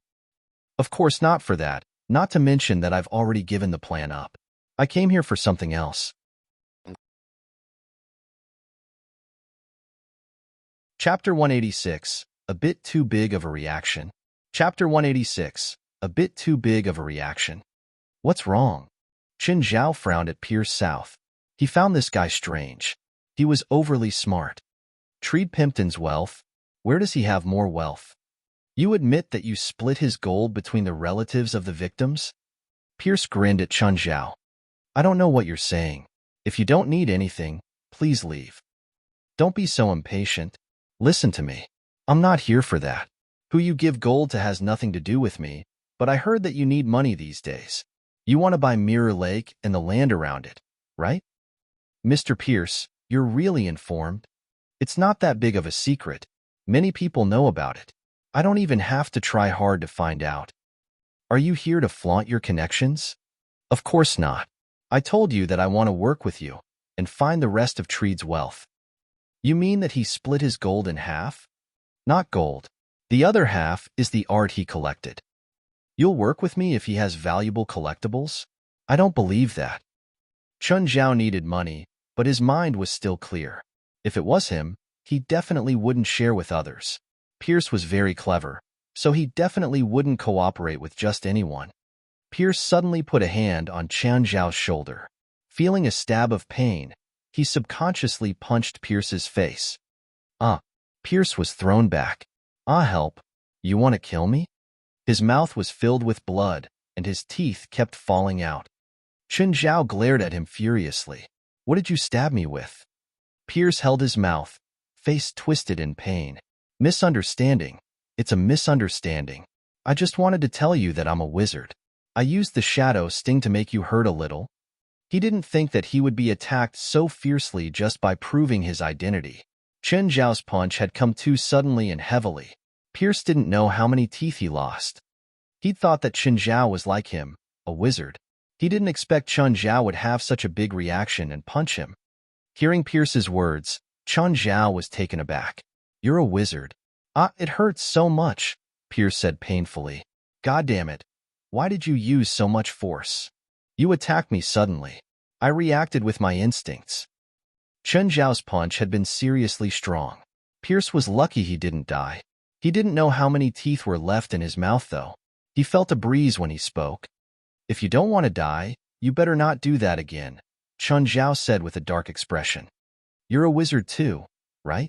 How come you're so strong? What's it to you? Fine, I'll tell you the truth. The other part of Treed's wealth is very valuable. It's worth millions, but I can't get it by myself, so I want to work with you. Why can't you get it? He did some stuff in the place he hid it. He set up a ward and I can't undo it by myself. Since you could defeat Treed, that means you must be stronger than him. If you join, we'll be able to get his stuff. Qin Zhao was tempted. Millions of dollars was a huge sum. However, he didn't completely trust Pierce South. After all, they weren't close. Pierce was a true fox. Qin Zhao didn't like interacting with these smart people. Where are the hidden items? How will we split the money? I'll take 80%. The remaining 20% is yours. Goodbye. Qin Zhao shut the door. Did Pierce think that he was poor and could only take his scraps? Wait, how about 70-30? Or 60-40? That's my bottom line. 50-50. If you accept it, we can keep talking. If not, then... Pierce looked at Qin Zhao with gleaming eyes. 50-50, but we're not going with the original price. We'll take turns choosing items after we get them, and whether you choose the valuable ones will depend on your own skills. How about that? Qin Zhao thought for a moment and instantly understood what this old fox was planning. Since he knew the item's value, it was likely he was familiar with the collection. He might have even seen the items before. He would know which ones were valuable and which ones weren't. He made this request so he could have a bigger advantage. I'll think about it, Qin Zhao said. But I'm curious. You're pretty rich too. Why would you risk it to get a few million? Don't make a few million sound like a small number. My net worth is only a few million. That factory isn't my own either. Also, most of the value comes from real estate. I'm rich, but I might not have as many savings as you. I have the chance to double my net worth now. The risk is worth it. I agree with your distribution method, but I need a safety net too. If the items I choose are less than 30% of the total value, then you must give me at least that much. Basically, Qin Zhao wanted to get more money but also stay safe. Okay, this plan was a compromise that they both accepted. Don't play tricks on me, Chun Zhao threatened. If you dare take it all for yourself, I'll kill you. Don't think nonsense. I live in the nearby town, so it's impossible for that to happen like we're in the movies. Plus, you've never killed anyone before. You don't look like it. Is it that obvious? Chun Zhao asked, deflating. Maybe I should act more aggressive. Okay, we've reached an agreement. I'll call you on the day. When are we doing it? I need to prepare, Pierce said. The time isn't right either. How long do I have to wait? The next full moon? What do I have to do to prepare? Nothing. I'll get everything ready. Chapter 187. A Familiar Face in Hell. Chapter 187. A Familiar Face in Hell. When Qin Zhao walked back into the house, Fali asked, "Who's that?" "Pierce South, the owner of that chemical factory. Also, he's a wizard." "Did the two of you argue? I saw you punch him."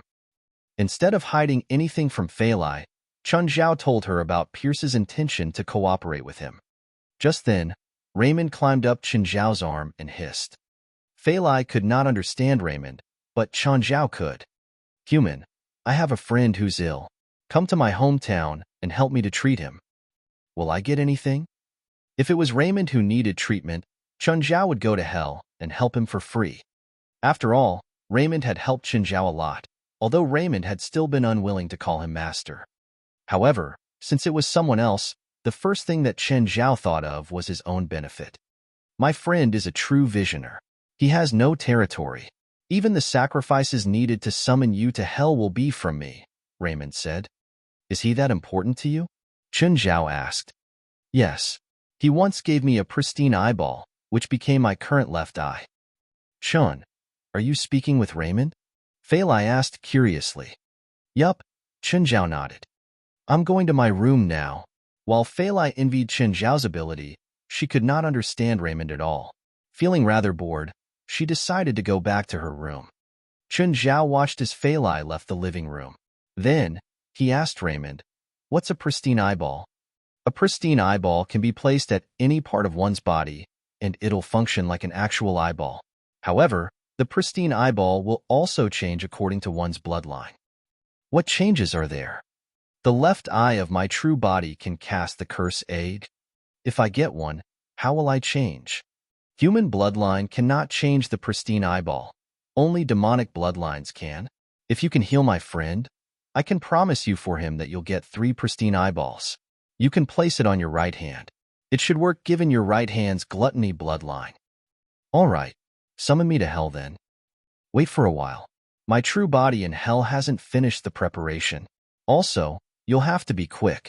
I don't have that many sacrifices available, so you'll only be able to stay for 6 hours." "Then let me prepare too. Does your friend have some kind of disease?" "I dunno. He's in a bad shape now." Chun Zhao was not very confident in treating demons too. Although the demonic medical book had various case studies, there were too many different types of demons. Even the book could not cover everything. Chun Zhao thought about it and asked, "Describe his symptoms." "A few of his eyes are blind. Also, vomiting and weakness." "How many eyes does he have?" "I don't know." "What? You don't know?" 100 plus, I suppose." Just then, Fali came out from her room and saw Chun Zhao packing his toolbox. "Chun, are you going out?" "Yup. You have a patient?" "Kind of." "What do you mean by kind of?" Suddenly, Chun Zhao's body started to fade. "What's happening to you? Where are you going?" "I'm leaving for a day. Help me to take care of." Fali recalled that last time when Chris and Sienna came over, they told her that Chun Zhao had just disappeared right before them. Chun Zhao finally saw Raymond's true form, which was much bigger than Beelzebub's. He was a 30-meter-long gargantuan snake with 2 horns on his head. With a row of bony spikes on his back, he looked truly fearsome. "Raymond?" "Human, here you are." Raymond lowered his body. "Come up to my head." Raymond's head was not even as comfortable as a Beato's. Because he slithered extremely quickly, his head kept moving up and down. It was really annoying. Chun Zhao had a hard time maintaining his stability while standing on Raymond's head, not to mention about sitting down. Chun Zhao had to hold on tightly to one of Raymond's bony spikes. The sulfur-filled air rushed against his face, and he could hardly open his mouth. Soon, Raymond's trembling weakened. They had entered a desert. Chun Zhao noticed many souls buried beneath the sands. Occasionally, an incomplete soul would jump onto the surface, only to be engulfed again by the yellowness in the next instant. 20 minutes into the desert, Chun Zhao finally saw an enormous pit in the distance from Raymond's head. He estimated that the huge pit had a diameter of at least 10 kilometers. However, as they neared the pit, Chun Zhao realized that he was gravely mistaken. The pit was much bigger than he had imagined. The sand around the pit continuously flew down. Similarly, souls were dragged along the moving sand, eventually falling into the bottomless abyss. Raymond crawled to the edge of the pit. Chun Zhao's heart almost skipped a beat. The pit was not just wide, but also strikingly deep. "It's the endless abyss," Raymond said. "You didn't bring me here to enjoy the scenery, did you?" "Of course not." Raymond approached the very edge of the endless abyss and then climbed down the rough side of the abyss. While it seemed very risky at first, Raymond had in fact climbed this path countless times already. Hence, it felt rather stable. After over 100 meters of descent, they came to a small platform which led to a cave in the wall. The cave was very big, indeed much bigger than Beelzebub's house, although it was simple. It was tens of meters deep, which was sufficient for Raymond to move around freely. "Raymond, are you still single now?" "Yup," Raymond answered emotionlessly, looking at Chun Zhao. Chun Zhao had originally thought that as a snake of desire, Raymond should already have a large family. "Where's my patient?" "Wait, I'll bring him here now." As he spoke, Raymond moved his huge body away, leaving Chun Zhao alone here. Chun Zhao walked to the platform outside and looked down into the bottomless abyss. Suddenly, a soul fell from the sky and landed on the platform. Chun Zhao looked at the soul. "Wait, isn't this the old witch Winry Gargamel?" "Old witch? Huh, it's you. Damn, did you fall to hell too?" Despite being dead, Winry's soul was still rather complete, probably because of the fact that she was a witch. At least she still recognized Chun Zhao. From her look, it was evident that her immense hatred towards Chun Zhao had not decreased. Winry's soul suddenly started to expand. "Meeting you here is the luckiest thing in my life." Why does this line sound so awkward? Chun Zhao's cheek twitched. He felt as if he had just been sincerely proposed. "I'll tear you apart, and then devour your soul bit by bit." Haha, given how rare it is to see a familiar face in hell, can't we just sit down, have a cup of tea, and forget about our conflict in the human world? Chun Zhao said, frustrated. "Do you think that's possible? I am here all because of you. My hatred towards you is endless, just like the sand above this very abyss. Then have you thought about what if you still can't beat me?" Chapter 188. I can't control my right hand anymore. Chapter 188. I can't control my right hand anymore. "I won't be able to defeat you? This is hell. I don't need to be stuck in that rotting body anymore, and my power won't be restricted by time. I've also eaten my souls here. I am completely different from before now." Confidence is good, but have you thought about what will happen if you lose? "I won't lose. How about you turn around and ask for my friend's opinion?" "Your friend?" Winry Gargamel suddenly felt a huge shadow loom over her. She turned around and saw the most horrifying and hopeless scene in both her previous and current life. She'd heard from the spirits that wandered the area that this huge snake before her now was the Lord, a terrible demon lord. Winry had once seen this demon from afar when she'd first fallen into hell. Whenever Raymond ate, he would swallow some spirits in the desert and leave when he was full. Whoever was eaten by him, well, that sucked for them. Whenever Raymond appeared, all the other spirits would hide from him. "Let me introduce to you my friend, Raymond Stees." Chun Zhao smiled at Winry. "Human, how should I punish her? I don't want to kill her yet. I have some questions to ask."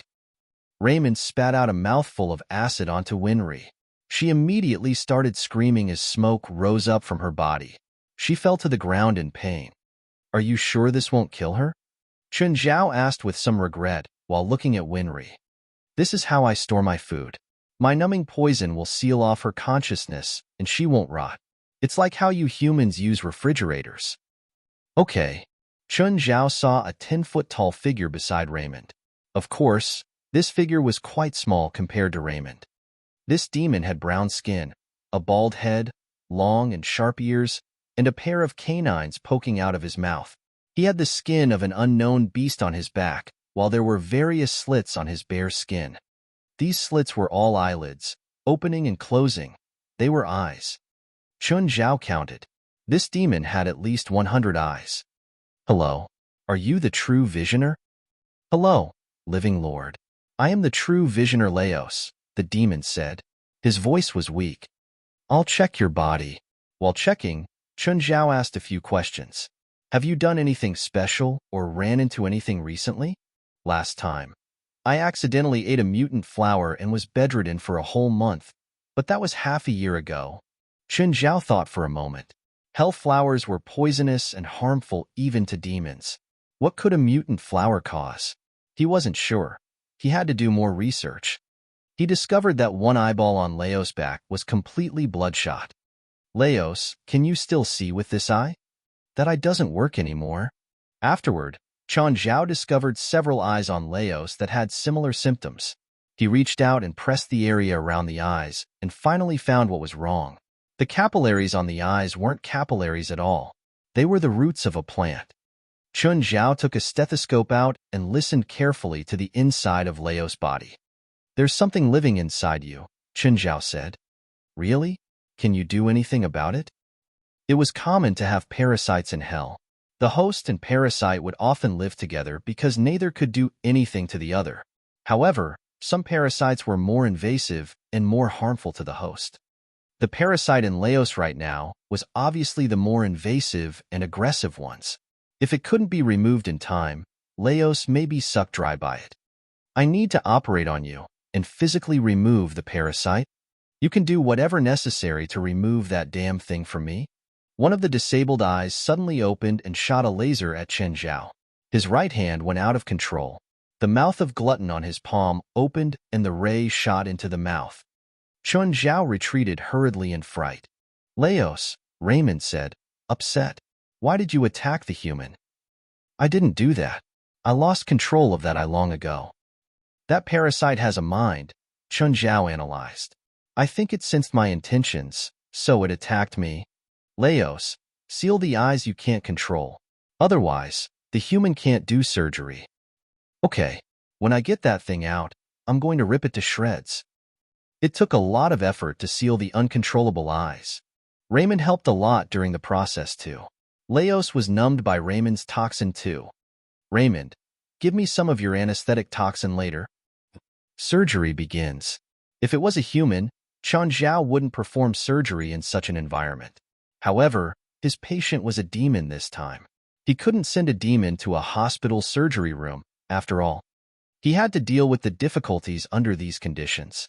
Of course, he had to do everything that was possible.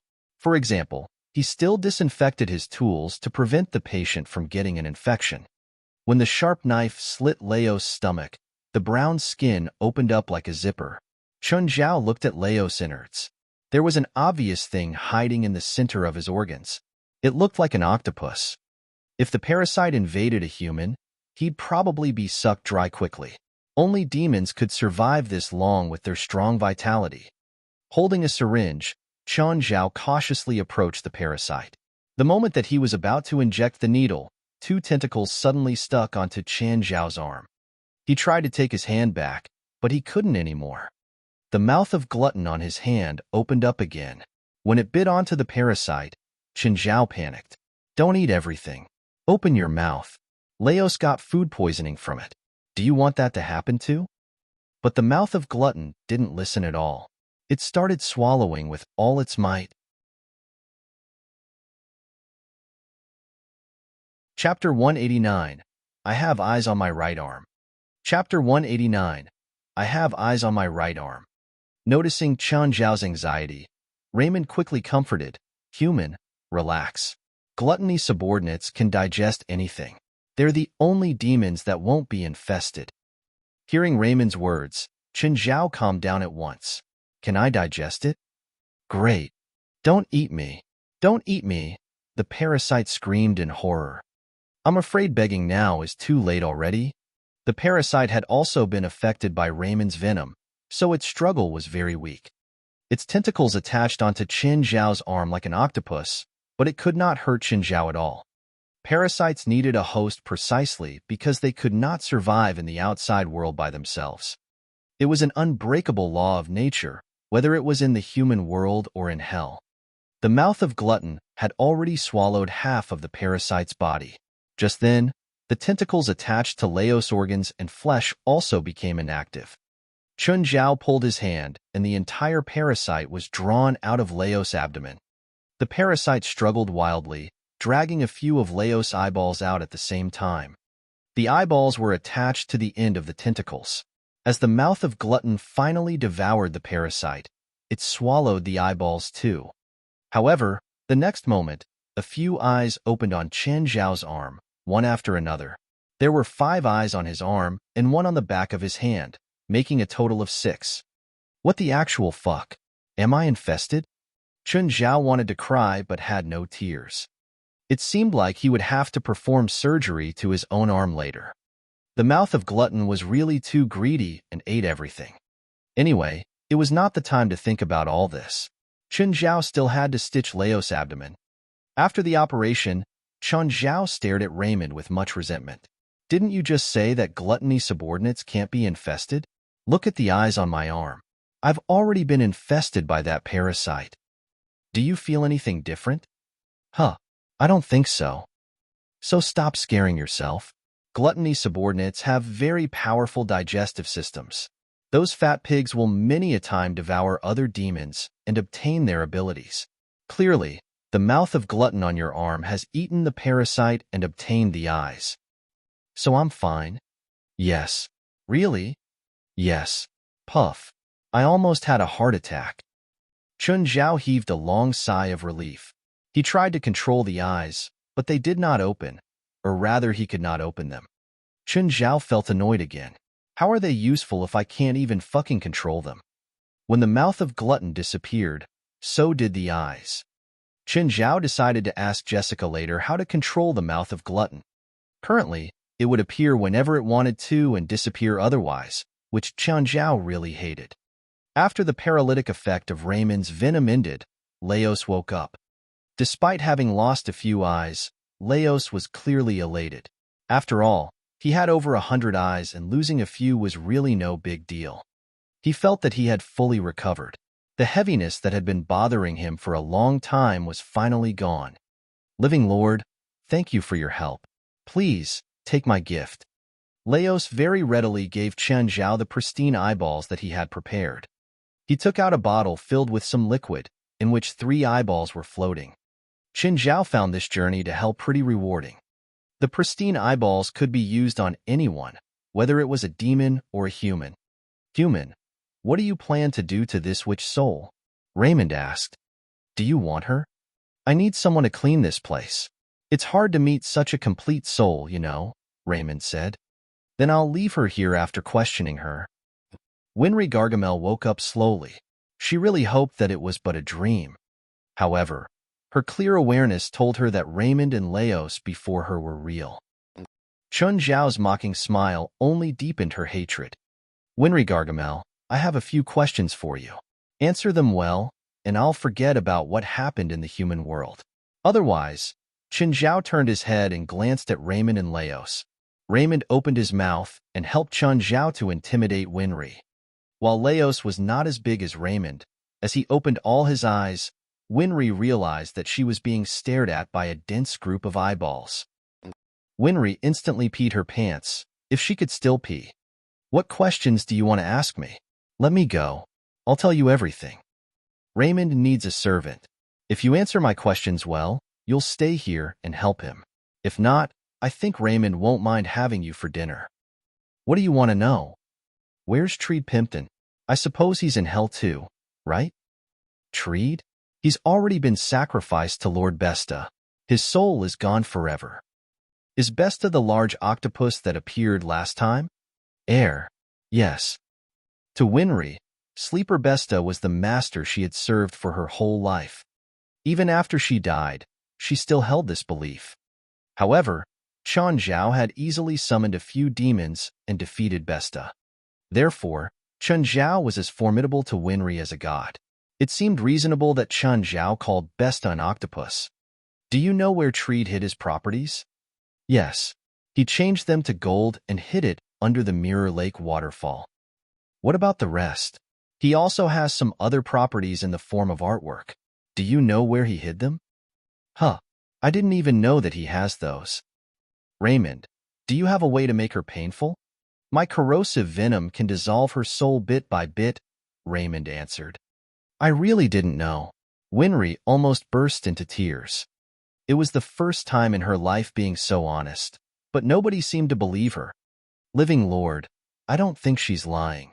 My eye of truth has been staring at her. If she's lying, I would know. I really don't know. I only know that Treed exchanged his properties for gold. I didn't know that he secretly hid some of his properties. Which means you're useless now, right? Chen Zhao squinted and stared at Winry. Wait, I remember.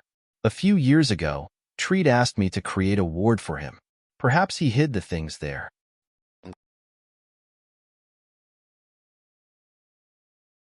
Chapter 190, Gaia's Classes. Get Beaten Studiously. Chapter 190, Gaia's Classes. Get Beaten Studiously. Chen Zhao received a lot of information from Winry, who remained with Raymond afterward. Chen Zhao spent 6 hours in hell. Raymond and Beelzebub were similar in power, but their statuses were still different.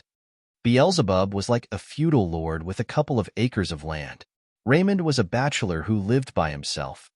Of course, they were both better off than the silly twins. At least, Raymond wouldn't go hungry, and he ruled over the endless bottomless. There was an endless supply of souls in the surrounding desert. If he was hungry, he could go over and have a meal. When he was tired, he could go lay down at home and sleep for a few years. His days were comfortable. He never had to worry about going hungry or if he could survive tomorrow. On the other hand, the silly twins were truly homeless demons. If Chen Zhao hadn't summoned them, they'd probably still be living their hard lives. The sun hadn't risen yet, so Chen Zhao went asleep. In the morning, Chen Zhao heard the sound of the door opening and saw Fali enter in his daze. Chun, you came back last night? Yeah. Where did you go? Fali pressed. Did you go somewhere mysterious? Are there a lot of people like you? She was extremely curious about Chen Zhao because he disappeared right before her eyes last night. She couldn't sleep at all.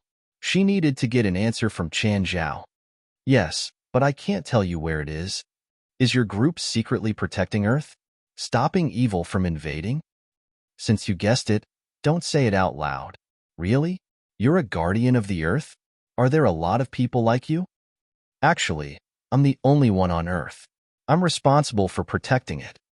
You protect Earth alone? Are you an alien? Chen Zhao pursed his lips. He didn't continue because he was afraid that he wouldn't be able to keep bullshitting. You needed 1,000 lies to make up for one lie. That saying was completely true. Faced with a curious George like Fali, Chen Zhao felt even more troubled. You can't tell me? All right, I'll stop asking.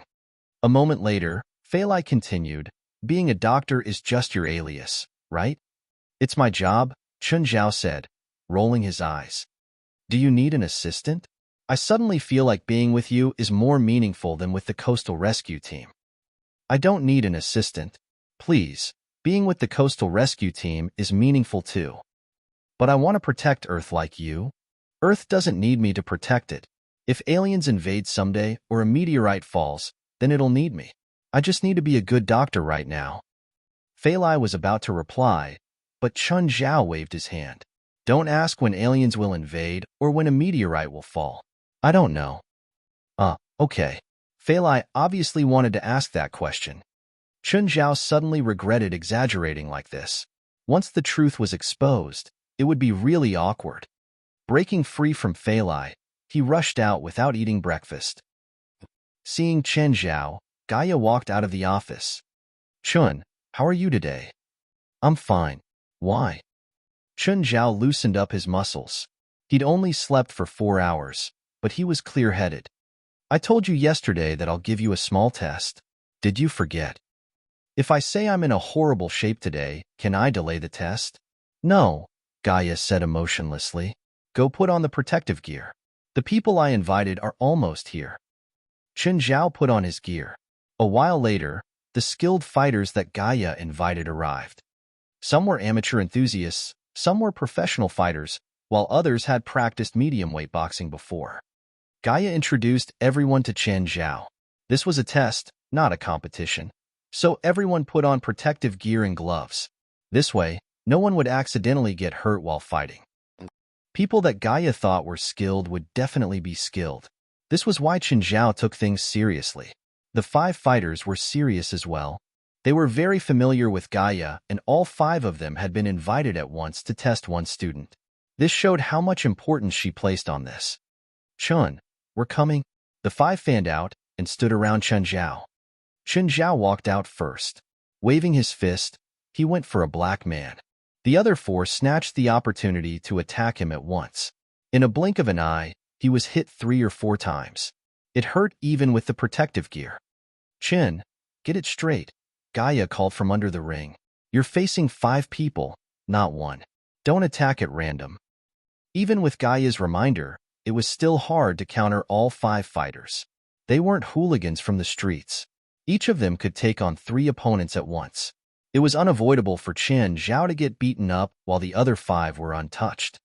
Gaia kept giving him reminders from below the ring. What to do, how to attack, and how to defend. 20 minutes later, Chun Zhao finally hit someone, but it was only 1 punch. When he walked out of the ring, it felt like his bones were about to fall apart. It felt like when he'd gotten beaten up on his first meeting with Gaia. Chun Zhao tossed his gear down and fell onto the ground. So, you're really disappointed, right?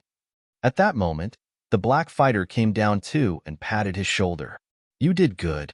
I was beaten up by you guys the entire time. That's good. There's 5 of us and 1 of you.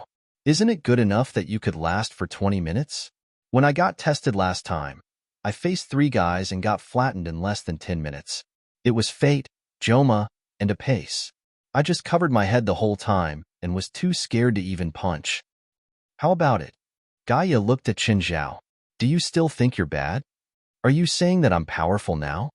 Not that powerful, but at least you're undefeatable in taking hits. Even if I go up, I won't be able to last more than 10 minutes. So I'm powerful.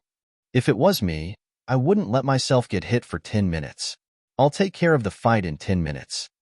I don't want to compete with you, monster. It's too damaging to my self-esteem.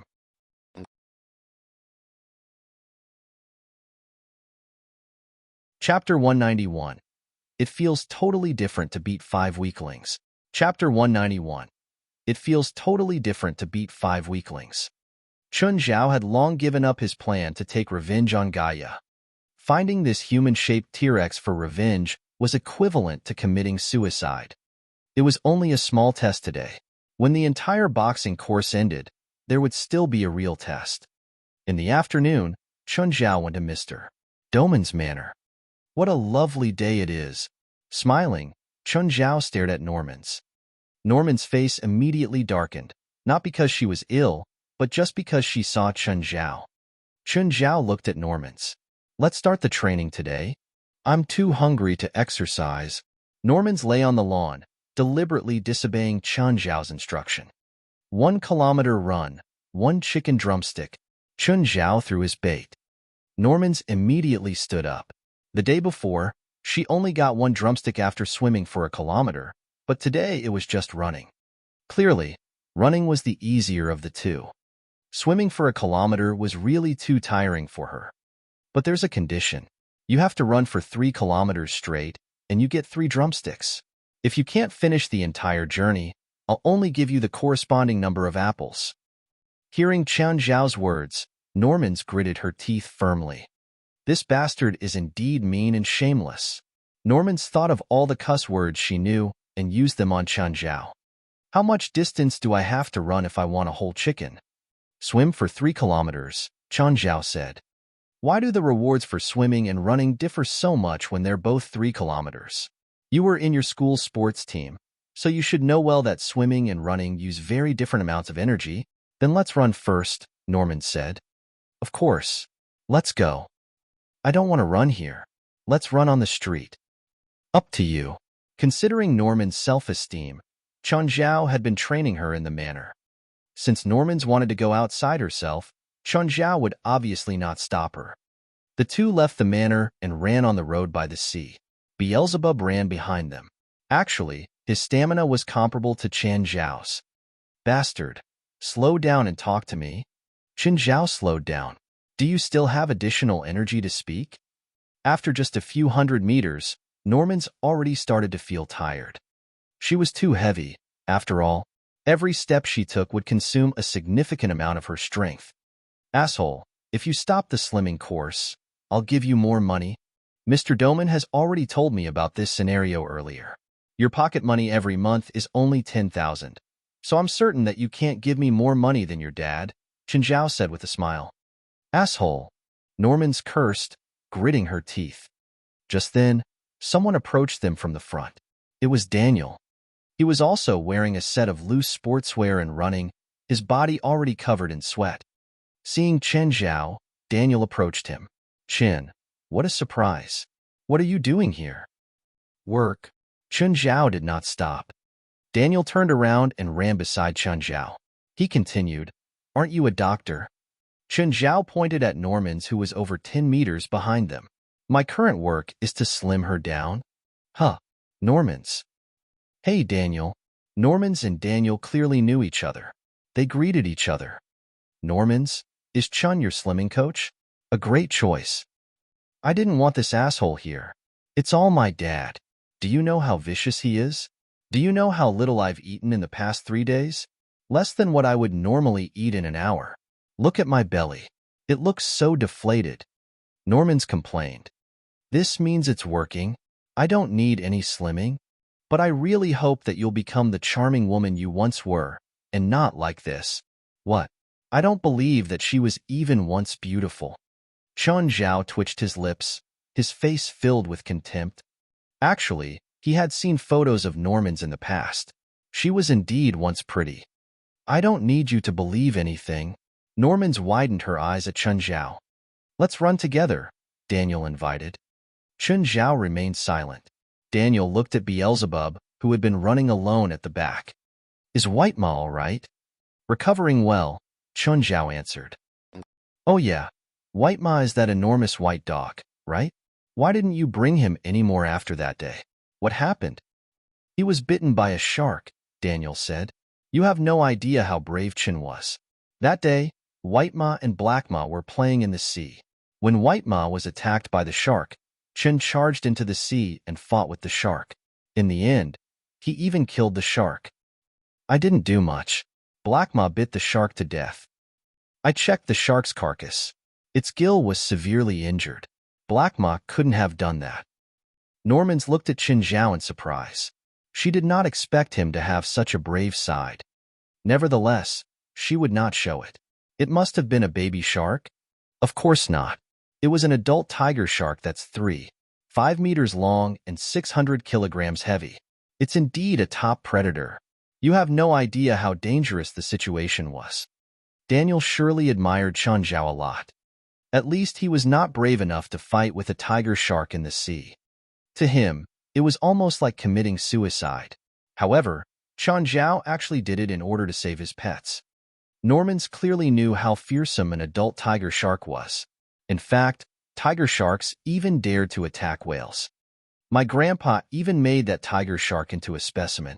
Chen, when you're free, you can go there and take a look at your own trophy. Sure, I'll go there if I'm free.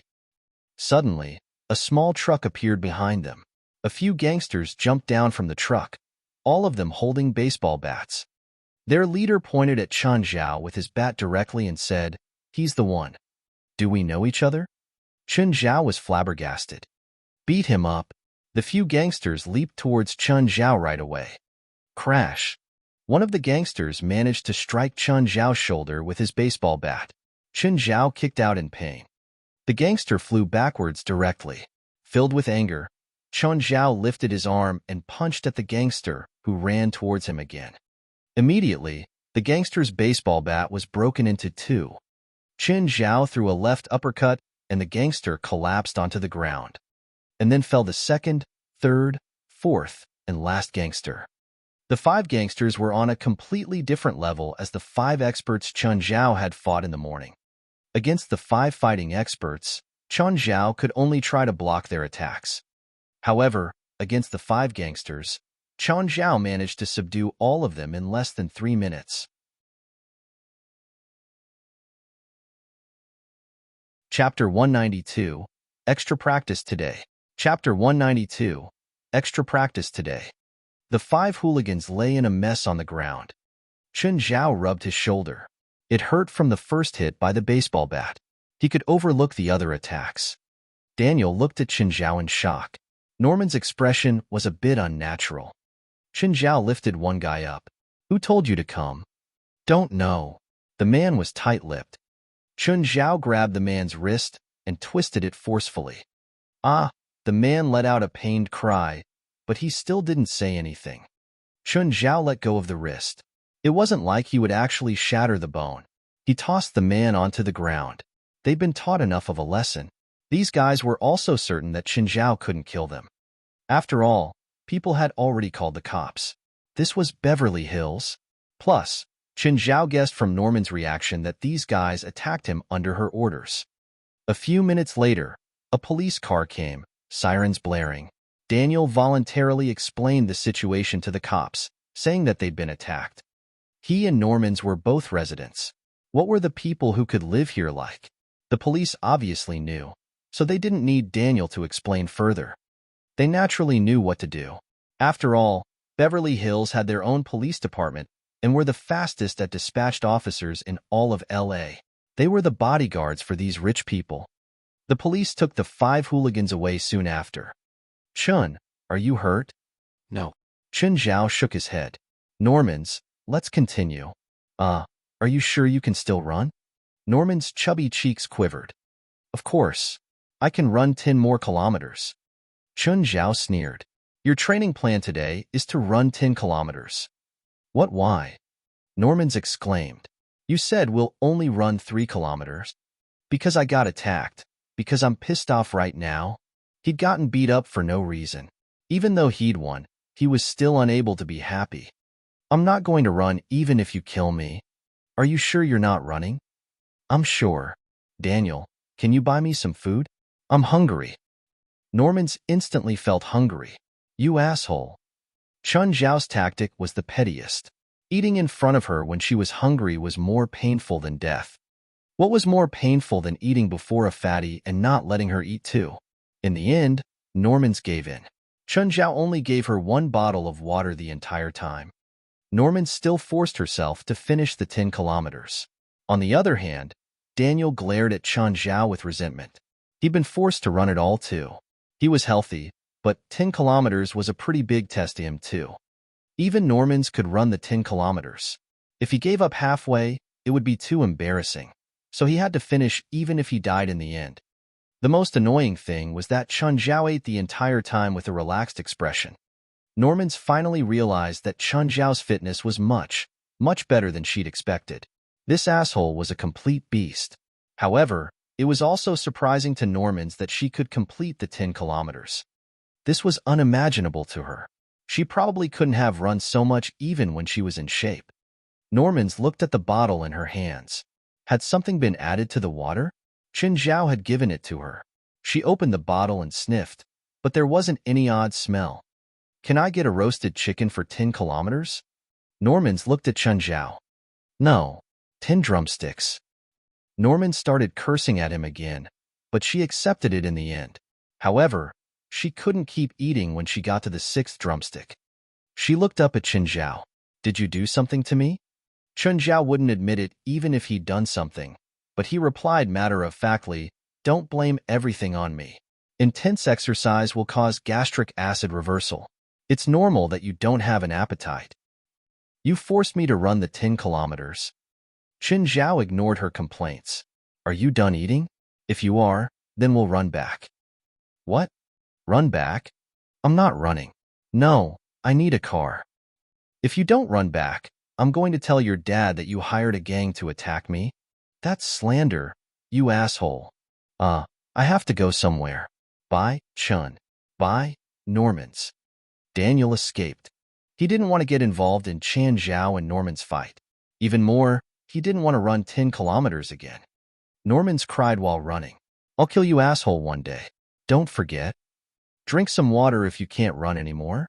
She was still crying by the time she reached the manor. Mr.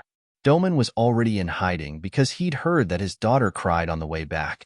He didn't want to be the recipient of Norman's complaints. Plus, he thought that Chen Zhao was doing the right thing. At least, Norman's had thinned obviously over these past few days. Are you done crying? Come weigh yourself. 279 pounds. She'd been 295 pounds when she'd weighed herself before swimming yesterday. This meant that she'd lost more than 15 pounds from the nearly 2 kilometers of swimming yesterday and today's 20 kilometers of running. Okay, let's swim. You only completed half of your tasks today. I don't have energy. Get up if you want to eat dinner tonight. Chen Zhao had to intensify Norman's daily exercise because as she lost more fat and water, the speed of losing weight would slow down too. He could only maintain the current speed by increasing her exercise. Norman's was practically dragged to the pool. Chen Zhao wasn't the type to go easy on girls. Plus, Norman's wasn't a girl. She was a monster. Chen Zhao only gave her enough food to maintain her health. She couldn't get anything more than that. After swimming 10 kilometers, Norman's discovered how shocking her endurance was. This was impossible. What was 10 kilometers for swimmers? Less than 1 in 1,000 people in the world could do it. Even most professional swimmers wouldn't be able to accomplish it. And yet she did it with her 279-pound body. She felt that Chen Zhao must have done something to her.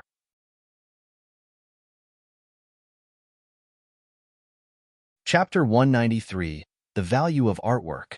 Chapter 193, The Value of Artwork.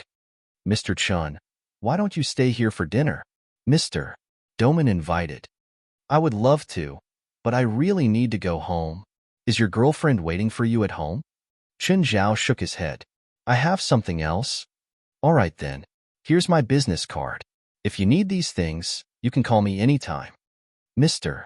Doman gave Chen Zhao an exquisite business card. Chen Zhao glanced at the card. Written on the front was Mr. Doman's full name, Frickle Doman. On the back was his company's name, Elena Art Appraisal, as well as a bunch of phone numbers. Mr. Doman, are you an art appraiser? We also provide auctions, Mr. Doman said. Can I ask you something about artwork? What do you want to know? What's the simplest way to tell if a piece of art is valuable? Firstly, its age.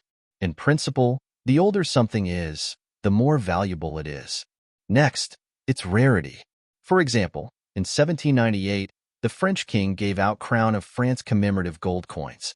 Today, there are only 3 of them left, and each is worth over $1 million. In the same year, the Bank of England gave out Empire commemorative coins. Because many collectors have them, each coin is only worth 10,000. Mr. Doman was very professional in the field. Even though Chen Zhao only wanted a brief introduction, Mr. Doman still tried his best to tell him all he could about artwork. Chen Zhao could only understand some of it, because the rest were too technical. In fact, despite having spoken so much, Mr. Doman had merely scratched the surface of the field. It was obviously impossible to explain everything to an artwork newbie in just a day. Mr. Chen, if you want to know how much a piece of art is worth, the easiest way is to bring it to my company and get it appraised. Do not buy it before you know its value, Mr. Doman advised. Of course. Thank you, Mr. Doman. I have a book on art appraisal. You can read it when you're free. Thank you. Mr. Doman gave him the book and Chen Zhao accepted it. When Chen Zhao returned home, he realized that there was a guest. For was here. At the moment, she was helping Fali in the kitchen. For, why are you here? For glanced at Chen Zhao and stopped what she was doing. She followed Chen Zhao to the living room and stared at him with a judgmental look. Chun, what's your relationship with my sister? What do you mean? We're friends and also housemates. What relationship do you want us to have? Chun Zhao was bewildered by the question. Just then, Fali walked out from the kitchen, carrying a plate of dish in her hand. She thinks that we're a couple? How about we make some progress tonight and break through our pure friendship? Chun Zhao laughed. Are you really just friends? For still did not believe them. After all, the fact that Fali was staying in the same house as a man already indicated that she did not hate him. Maybe she even liked him. Why can't we just be friends? Moreover, even if we are a couple, what are you going to do? Bless us or stop us? I only want to know the truth. That's all. So you're just here to find contents for gossip? Chun Zhao sat on the sofa and reached out his hand, grabbing himself a piece of meat from the plate. For frowned, but Fali was clearly already used to it. The fact that Chun Zhao could do so naturally and Fali ignored it showed that their relationship was certainly not that simple. For let her imagination run wild in her head. Anyway, she only believed what she saw and thought. Suddenly, Chun Zhao removed his shirt. For was shocked. What are you doing? I forgot that you're here. Chun Zhao also realized it, but since he had already taken his shirt off, there was no reason for him to put it back on again. This only confirmed For's guess that Chun Zhao and Fali had at least once seen each other naked. What happened to your shoulder? Were you beaten by someone? For saw the obvious bruise on Chun Zhao's left shoulder. My boxing coach accidentally punched me today during class. No, it's a bruise from a blunt weapon. Did your coach train you with a baseball bat? Help me apply some medication. Given Chun Zhao's physical strength, the gangster must have used a lot of force to leave such a bruise. As For applied some cream on Chun Zhao's shoulder, she also admired Chun Zhao's body. I didn't know that you're so strong. Then, she even peeked at Fali with the corner of her eye to see Fali's reaction. Unfortunately, Fali had seen Chun Zhao's body way too many times. She had in fact even seen Chun Zhao fully naked before. Just then, White Ma approached them with trembling movement. He carefully looked at Chun Zhao and For, after which he extended his paw and got himself a piece of meat. White Ma had already discovered that because he was injured, Chun Zhao and Fali were exceptionally tolerant to his actions. Realizing that White Ma had succeeded, Black Ma followed suit. Before he even reached out, however, Chun Zhao already kicked him away. Go away. Can't you see that we have a guest? Don't you know how to spell embarrassment? How did that white wolf get injured? Why is everyone beside me able to tell that they're wolves? They're too big, even for wolves. Even the largest dog can't reach their size. Black Ma and White Ma had a shoulder height of over 120 centimeters and weighed over 100 kilograms. They were clearly two powerful beasts. You haven't told me how he got injured. Bitten by a shark? That's unlucky. You mean he's lucky? At least he's still alive. I guess you're right. Having kicked by Chun Zhao, Black Ma was obviously dispirited. He took out some dog food by himself and then started eating at the door. Seeing Black Ma's extremely intelligent act, For could not help but laugh. She had never seen a dog which knew how to take a packet of dog food from the shelf, open it, and eat it. More importantly, Black Ma was a wolf. Sell me a dog? No way. Stop asking me this again, Chun Zhao answered emotionlessly. Don't forget that you owe me a favor. Please. You only helped me to analyze a blood sample. I can at most pay you the money for the analysis. Stop threatening me with this. Can't you tell I was joking? For widened her eyes at Chun Zhao.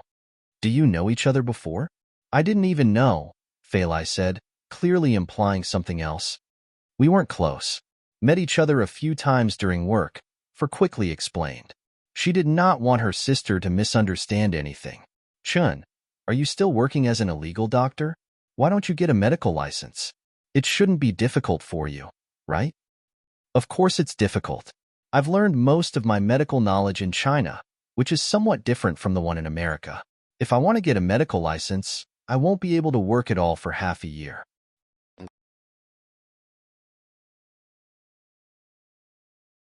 Chapter 194, Lost Doom Star. Chapter 194, Lost Doom Star. For left, not staying for the night. After she left, Chun Zhao and Fali felt much more relaxed. It had been as if they were meeting the parents, for kept asking a bunch of questions, making them uncomfortable. Fali walked around the living room in her bra. Chun Zhao sat on the sofa in his boxers. He flipped through the art appraisal book. To be honest, most of the content was good at curing insomnia. He'd rather flip through medical books than this book.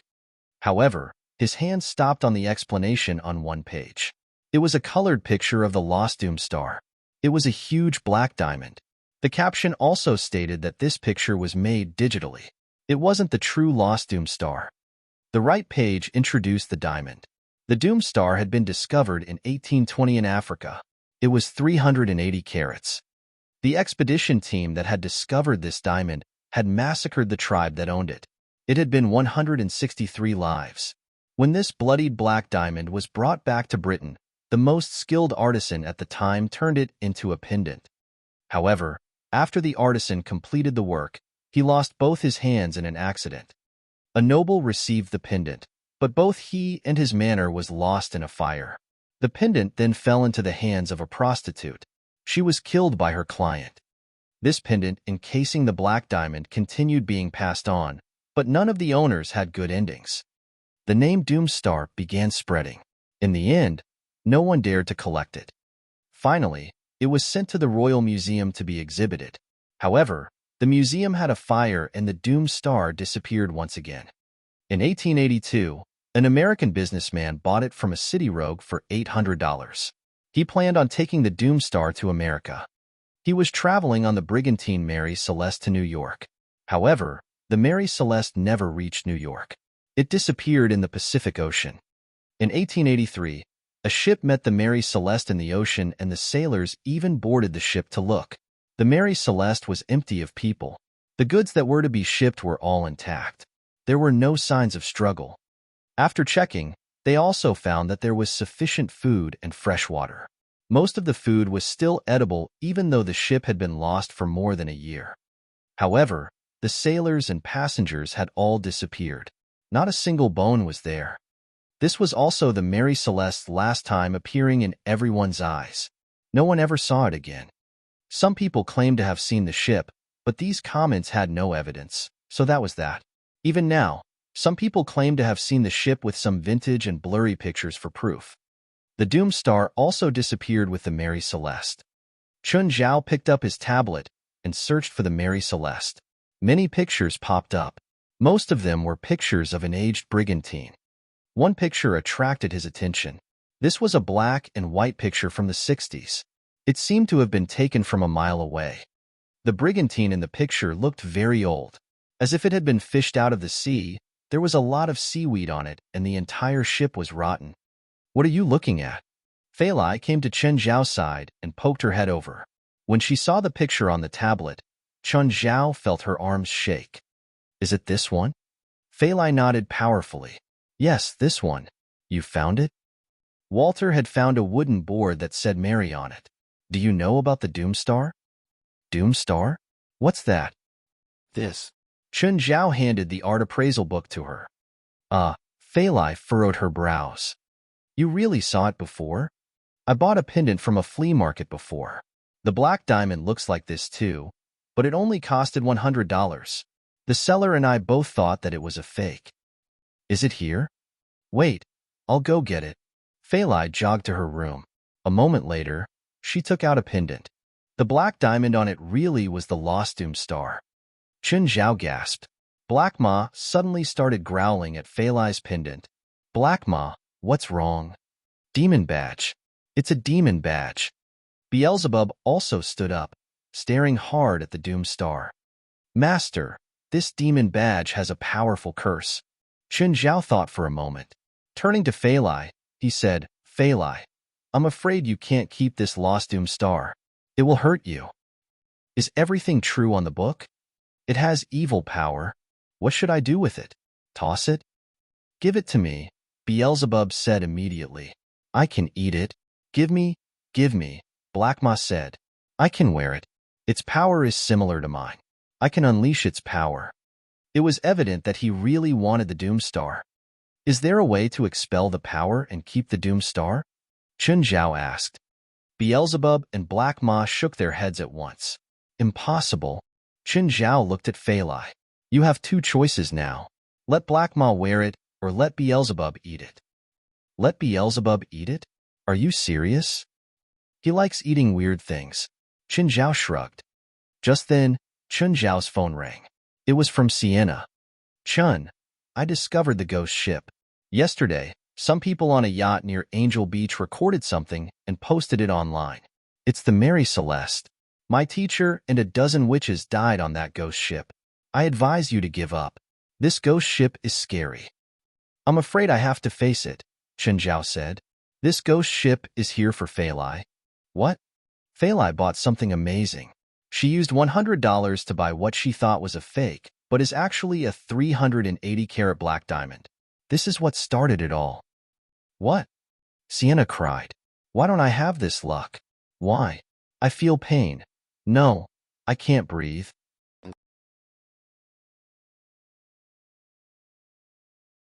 Chapter 195, Launching the Attack First. Chapter 195, Launching the Attack First. Whenever Sienna thought about how Fali had gotten a 380-carat black diamond with just $100, she could feel herself go insane. It was such an expensive gem. If it was sold in an auction, it would probably cost hundreds of millions. If you're the one who bought the Doomstar instead, what will you do? Sell it away? Why not? You better search the history of Doomstar online. Then you'll get it. Qin Zhao started to devise a plan. Their main goal now was to eliminate the ghost ship, or Mary San Francisco. The only problem was that he had no idea whether the ghost ship had been targeting Fali or the Doomstar. If it was the Doomstar, Qin Zhao would just take the Doomstar and wait for the ghost ship to find him. However, if it was Fali instead, the situation would be much more troublesome. She had to either stay away from the sea for her entire life, or be the bait. Fali, give me the Doomstar. Let's see if the ghost ship will find me instead. Qin, Sienna just said that the ghost ship is very powerful. Let's not go and find it. Even if we don't look for it, it might continue to look for you. Do you plan to not go to the sea for the rest of your life? After brief consideration, Fali still gave the Doomstar to Qin Zhao. When are you going? Tonight, Qin Zhao said. So soon? Aren't you going to prepare? No need. You should at least for White Ma to heal. He might be able to help. He can't help. I won't need him anyway. Qin Zhao had already talked with Blackie, who said that he could settle the ship. Since Blackie said that there would not be a problem, it must be the case. However, Fali seemed to be somewhat lost due to Qin Zhao's abrupt decision. She wanted to follow him there, but did not dare to. The encounter with the ghost ship that night was indeed a psychological trauma for her. This time, Qin Zhao only brought Blackie with him and no demon else. Rasfa, do you have a contact number for any yacht rental companies? Yes. Are you going to rent a yacht? Yup, I have a yacht. You can come here. No, I don't want a big yacht like the one you have. I only need a normal one. Why do you need a yacht? A party? If it's a party, of course you need a big one. It's complicated. I might even damage your yacht. I don't want to pay that much money in case I destroy it. Give me the contact number of a yacht rental company. Qin Zhao was also unsure about how this mission would progress.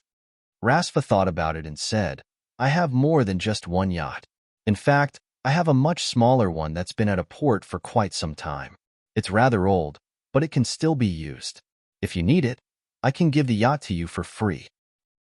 Stop hesitating and just come here.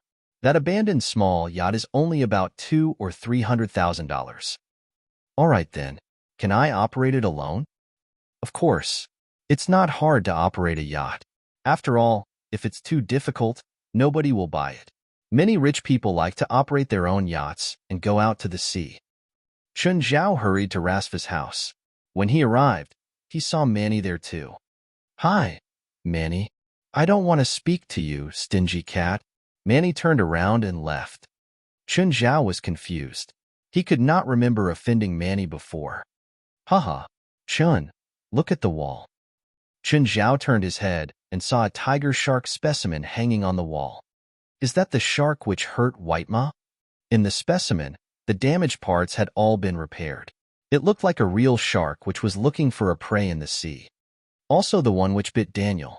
I didn't expect there to be such a killer in my beach. Luckily, you killed it. I didn't actually do much. Blackie did most of the job. Chun, here's the key to my yacht.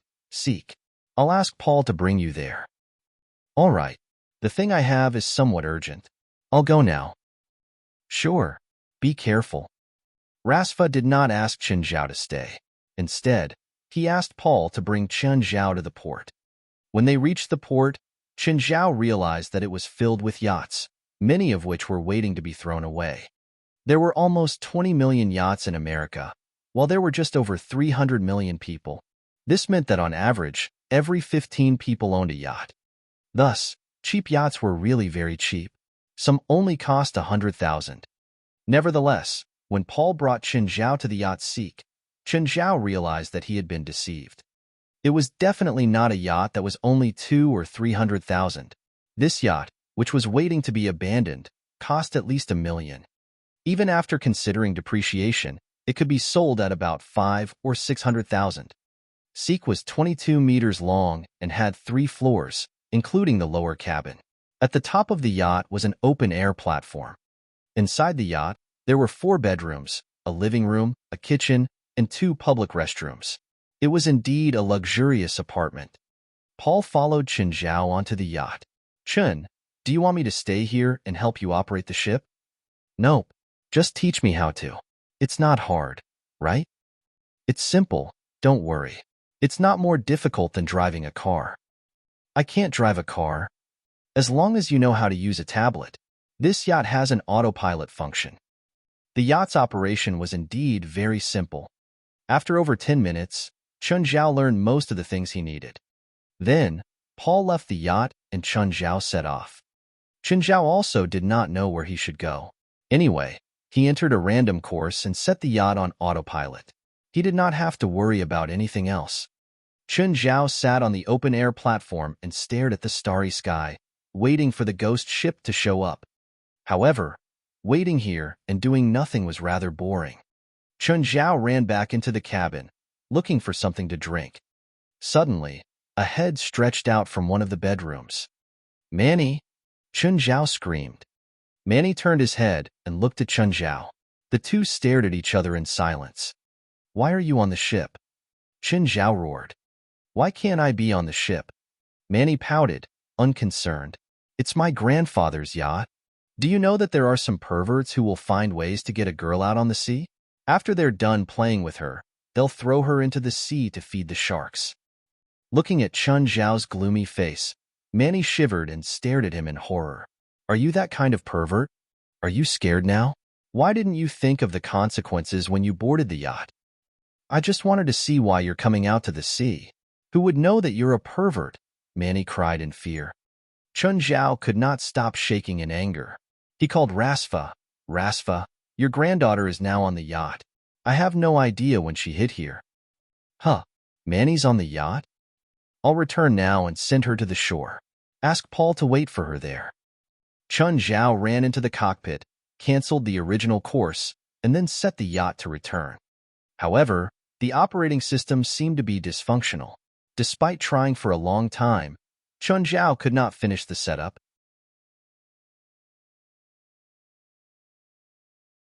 Chapter 196, Storm at Sea, Lost Contact. Chapter 196, Storm at Sea, Lost Contact. Manny, don't you know how to steer a yacht? Manny was still wiping her tears. She looked at Chen Zhao with resentment. She knew that Chen Zhao was scaring her, but she'd really had a fright earlier. Idiot, you can't even do these simple things? If you keep yapping, I'm gonna toss you into the sea. If you keep threatening me, I'll tell the cops when we land that you tried raping me. You better bribe the hospital for injury verification first. Manny glared at Chen Zhao and came to the steering position. Huh, how come you can't turn off autopilot? Manny tried turning it off but failed. Did you mess up the system? How come you can't turn it off? Buffed. Seems like you aren't any smarter than me, Chen Zhao mocked. The automatic screen seemed to have been disturbed. It kept flashing erratically.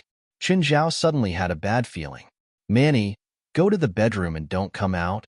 What's wrong? Listen and go hide. Don't come out, no matter what you hear. Manny checked Chun Zhao's expression. Before, he'd always had an annoying smile, but he looked completely different now. His expression was now serious, like something major was about to happen. The yacht kept cruising forward without stopping. Just then, a light on the side of the steering system lit up. What does this light mean? Manny pointed at the flashing screen. Storm. We're heading toward a storm. Fuck.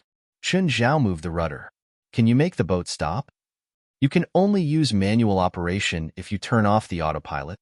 Isn't there some emergency alternative? Like if the system stops working, you can press the emergency button and turn a manual? No. Go put on a life vest, Chun Zhao said, expression hard. He took his phone out, but he didn't have a signal. The waves were still tossing and hitting the yacht, making it start to shake. Chun Zhao turned to look. Manny's foot hit the side because the turbulence and twisted her ankle.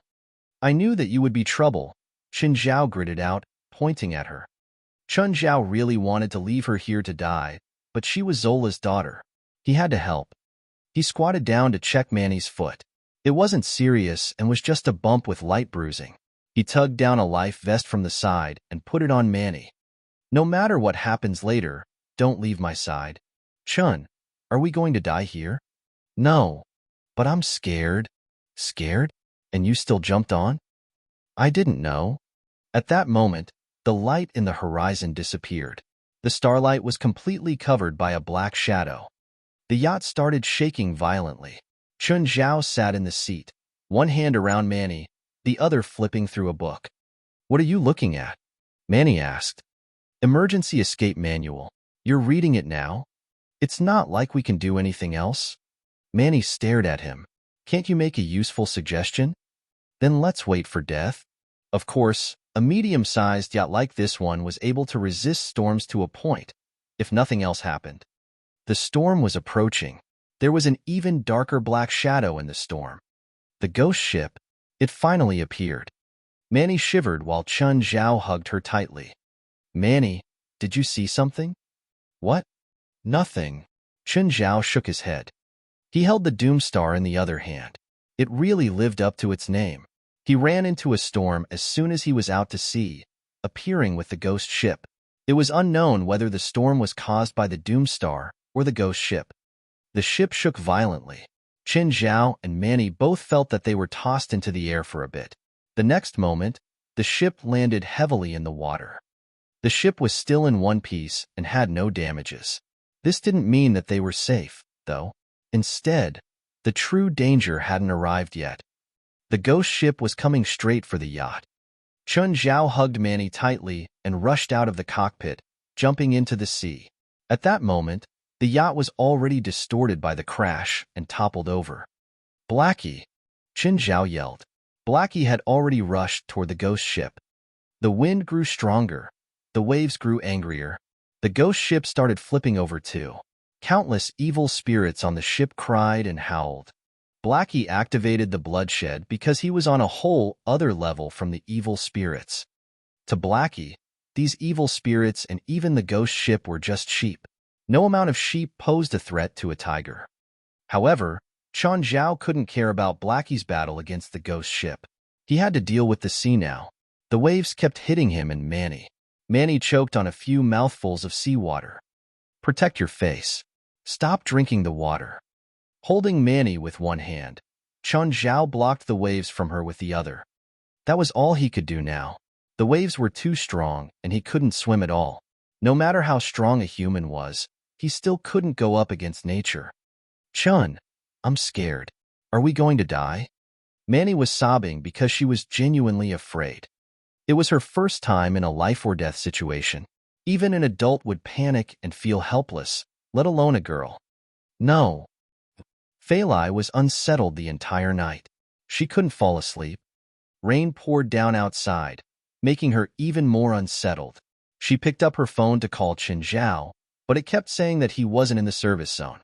Just then, she suddenly received a notification. Last night, a strong air current appeared in the southwest of the coast. Wind power reached level 10 with huge waves. Due to the bad weather, signal has also been disrupted. Marine operators should not head out onto the sea within 24 hours to avoid danger. Seeing this, Fali's expression changed. She started panicking, not knowing what to do. Sienna, something happened to Chun? What? Sienna had been deep in sleep. Hearing Fali's voice, she was still in a daze. Chun brought the doomed star to sea and ran into a storm. Sienna woke up immediately. How is he now? I don't know. The call won't go through.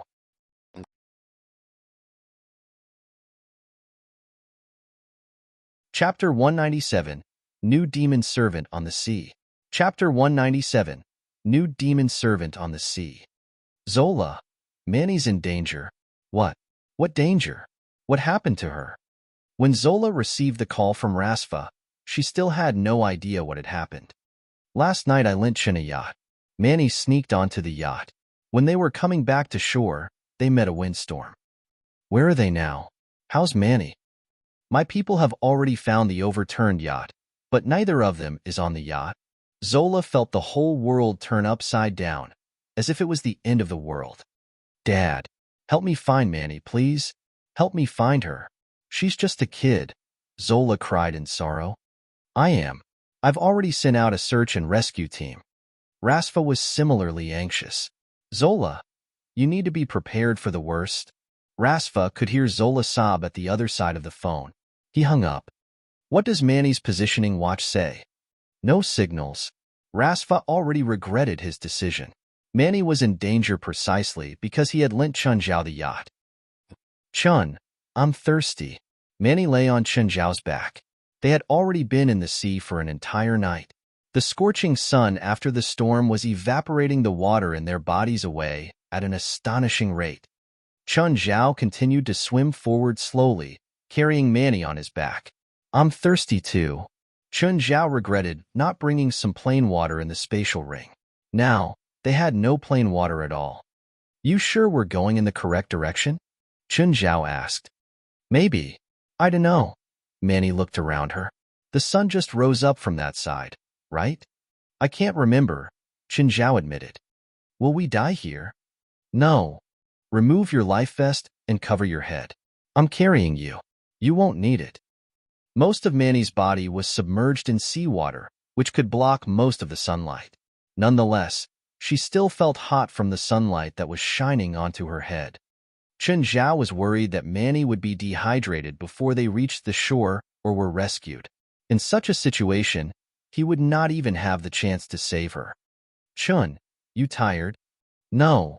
Even if Chun Zhao was tired, he would not admit it. Manny was in her most vulnerable state at the moment. Chun Zhao was worried that she would mentally collapse. After a few more hours in the sea, it was already noon. Manny's voice gradually diminished. Chun Zhao turned around and held Manny. Manny, wake up. Manny? She did not respond. Her lips were dry, and her forehead was burning. The worst scenario had happened. Chun Zhao tried to think of a solution. He was not even sure if he was heading in the correct direction. Swimming for 7 or 8 hours was very tiring even for him. Chun Zhao was very exhausted. He also wanted to just give up. Tiredness appeared again, continuously breaking down his mental defense. In such a desperate situation, most people would give in, even the most determined of all. But Manny was in peril. If Chun Zhao could not think of a solution, she would actually die. So tired. Don't want to move anymore. So tired too. Don't want to move anymore too. Suddenly, Chun Zhao heard a voice in his mind. Hallucination? Chun Zhao shook his head. Suddenly, Chun Zhao's feet touched something big. Shark. Chun Zhao immediately curled his legs. Because of his previous experience, the first thing he thought of when he touched something in the sea was sharks. If it was really a shark, Manny and he were dead for sure. He was in a very bad shape at the moment. Any large predator could kill the two of them easily. Just then, the thing underwater floated up slightly. Chun Zhao's feet touched it again. It was not a shark. It felt even larger than a shark. Chun Zhao lowered his head and saw a huge patch of darkness under him. The thing was indeed much larger than a shark. The next moment, The thing floated out of the sea and carried Chenjiao and Manny on its back. Chenjiao finally saw it clearly. It was a killer whale, a predator more powerful than the sharks. It was truly a king of the sea. I'm so tired. Can you come down from my back? Chenjiao heard the voice in his head again. He was stunned. Are you talking to me? I feel tired just talking to you. Demon? Yes. What's your name? Chenjiao asked. Amon Beria, subordinate of Sloth. Why are you asking me for my name when you're the one who summoned me from hell? Did I summon him? Another subordinate of the 7 great demon kings. Anyway, Chenjiao did not expect himself to summon such a huge guy, not to mention that he was aquatic. Amon Beria was significantly bigger than normal killer whales. The largest killer whale could be up to 10 meters long and weigh about 10 tons. However, Amon was at least 15 meters long. He was a real giant. Bring us towards the northeast, Chenjiao said. I'm too tired to move. Do you want demonic crystals? Yes. Bring us there. Tired? Then what do I need you for? You lazy pig. Why did you even summon me? You're my demon servant now. You have to listen to me. But I just don't want to move. Chenjiao gritted his teeth. Do you know that among all my demon servants, there's a subordinate of Raymond, the king of lust? So, if you defy my orders again, I'll ask Raymond to make you mate continuously and you'll never be able to stop. Think carefully. Northeast, right? Amon agreed readily. Chenjiao was speechless. What kind of demons did he have? Could he not just have an ordinary demon? After a while, Manny was awakened by the cool sea breeze. Chun, where are we now? Are we found by the rescue team? Soon. Then we're... Manny touched the thing she was on. It felt wet and slippery. It's a whale? We're quite lucky. Are you sure it will bring us home? Yes. Don't worry. Will it suddenly go underwater and we'll be in the sea again? No. We've had an agreement. Chun, do you know animal language? No. Whales are intelligent creatures. You don't have to talk to them. They'll be able to understand certain things by themselves. But how can you be sure that it'll send us to the shore? Just rest assured. Amon might be lazy, but his speed in water was really amazing. Chenjiao and Manny felt as if they were riding on the waves. When the sea breeze and the sea water hit onto their faces, it even felt slightly painful. There, go that way. Manny seemed to be fully energized again and started instructing Amon excitedly.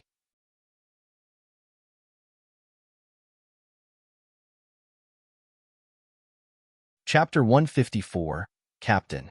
Chapter 154, Captain. After lunch, Chenjiao bid farewell to Diana and Evely. After leaving the school, Gaia called. Chin, I heard from Morgary that you want to go against someone? That bastard. He said he'll keep it a secret. Morgary didn't sell you out. He called me to ask if I know anyone, so I called you. What, you want some extra income? I don't do that, Gaia said, but I know some veterans. I don't plan on starting a war. I don't plan on having my friends join a war either. But they're good at things other than holding guns too. Gaia, you should know that what I'm doing is more dangerous than a war. I have to face a billionaire. My friends need money. They won't mind the danger if they're paid enough. Then what can they help me with? Do you have time? We can talk. Sure. I'll go to the gym to find you. After arranging that, Chenjiao hurried over to the gym. He hadn't come in a few days, but he'd told Gaia beforehand that he was quite busy. However, he was forced to make time today. Gaia was the coach for the army before. She was definitely more knowledgeable in this aspect than him. When Ola Miller saw Chenjiao, she led him into Gaia's office. Miller, close the door and don't let anyone in, Gaia ordered. Okay. Ola knew that they must have to talk about something important. After she left, the office's mood turned heavy. You need to face Philip Quinn, right? Why are you asking me if you already heard from Morgary? I need you to reply personally. Yes. What do you plan on doing to him? 3 minutes. Give me 3 minutes of private time with him. What are you going to do to him in those 3 minutes? That's my own matter. I can introduce you to some people. They're experts in this field and can arrange everything for you. from the plan to action. What's the price? $100,000 for everything. Are they reliable? They're experts in this. They're definitely reliable. To what extent can they do it?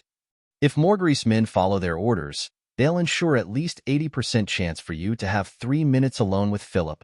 What if they fail? You still have to pay, Gaia answered. Hearing this, Chun Zhao had a headache. However, he had no other choice. His mind was muddled, and he had no clue where to start.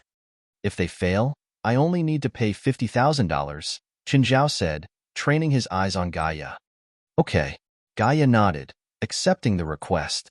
Someone will contact you later. Just as Chun Zhao left the gym after their talk, his phone rang. It was a stranger. The voice on the other end of the call was raspy and deep.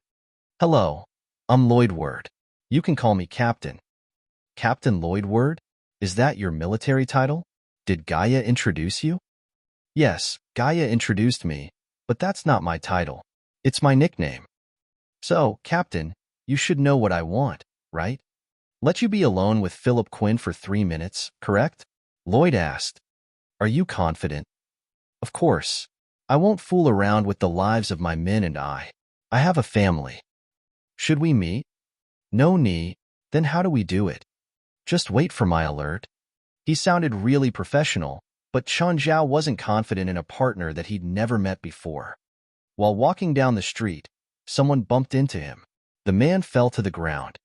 I'm sorry. Chun Zhao reached out to help him up. The man's hair was messy and had an unshaven face. He carried a few books and looked panicked. It's okay. The guy hurried away. Chun Zhao saw a metallic coin on the ground and picked it up. It was twice the size of regular coins. It was a strange material, too. It felt heavy, and he didn't know what kind of metal it was made out of. It also looked vintage. The carved design was strange, too. The top side was like some animal's head and the other side had a 6-point star. Hey, you dropped something? The guy was only a few feet away, but he pretended that he didn't hear. He kept walking forward without looking back. Chun Zhao jogged over and grabbed the thin guy. Hey, this is yours, right? The man looked at the coin in Chun Zhao's hands with hesitation. A beat later, he still took it. Thanks. With that, he turned and left. Chun Zhao looked at him in confusion. A moment later, he seemed to see a shadow following the man. Sienna and Chris were both comforting Fali, but her tears flowed down without stopping. Fali, Chun will be fine, David said. Don't forget that he's not an average guy. Ask Sienna if you don't believe me. Yeah. Fali, Chun will come back safely. Sienna wasn't confident either. She was a spiritualist herself, so she was clear that normal people and spiritualists weren't much different when faced with a storm. Humans couldn't go up against nature. Sienna felt that Chun Zhao might be dead. Just then, they heard the door open. Everyone in the room froze. Fali stood up immediately, looking at the door. Hey, Sienna, David, Chris, how come you're all here? Chun Zhao walked in. Fali rushed toward him and planted a kiss on Chun Zhao's lips. Chun Zhao was stunned. What was happening? Fali, wait. What happened? Chun Zhao pushed Fali away. Her kiss was too strong. Chun Zhao even wondered if his lips were bruised from the impact. Plus, Fali clearly didn't have any experience. Chun Zhao suspected that Fali's kissing techniques were copied from movies. Nothing. Fali suddenly let go of Chun Zhao and returned to the sofa. Sienna and Chris were both dazed while David looked at Chun Zhao with envy. Chin, I think I should go face a storm too. Then maybe Sienna and Chris will welcome me like that too when I get home. Sienna smiled at Fali. Fali, can you explain what that kiss meant? Fali looked up at Chun Zhao. Chun, let's date. Huh. You don't want to? Chun Zhao really wasn't prepared. Looking at Fali's dark expression, Chun Zhao slapped himself. I want to.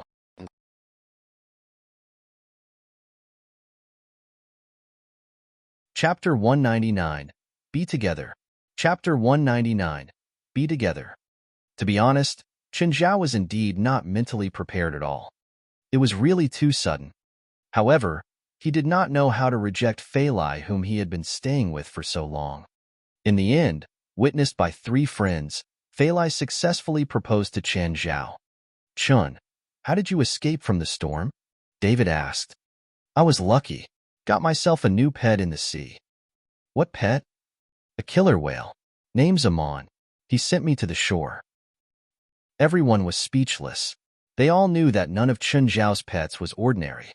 His pets were at least intelligent. Fali had even seen for herself how Black Ma and White Ma had appeared.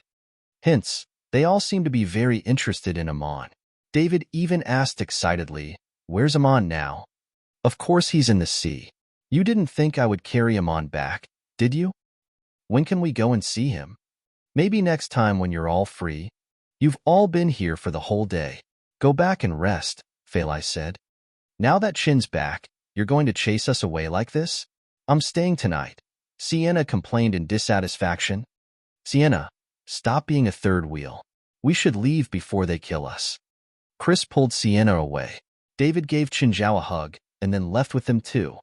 Chen Zhao and Fali both sat on the sofa in silence. Suddenly, Fali stood up. I'm taking a shower. Chen Zhao reached out and pulled Fali into his arms. Not now. Let's shower together later. Fali was extremely nervous, but Chen Zhao would clearly not allow her to retreat. He made the first move. Unable to resist Chen Zhao's aggression, Fali gave in almost immediately. Nonetheless, Chen Zhao did not overdo it. It was Fali's first time, after all. In the bathroom, Fali actively started another round. Only after a tiring battle, the two stopped. It was the first night they slept in each other's arms. Fali lay on Chen Zhao's chest, feeling his warmth.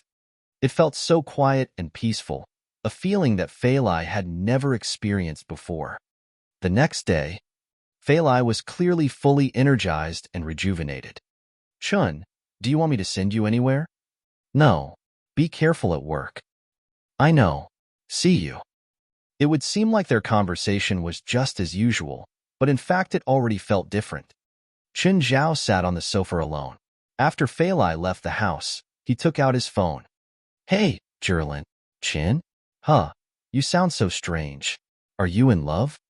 It was a common belief that women were much more sensitive. Chen Zhao did not expect Jerlin to be able to guess what he wanted to say before he even did. Yes. Congrats. Jerlin's gentle smile could be heard from the other side of the phone. She gave Chen Zhao her sincere blessing. Thanks. Chen Zhao replied emotionlessly. When are you coming back to Los Angeles? Maybe never.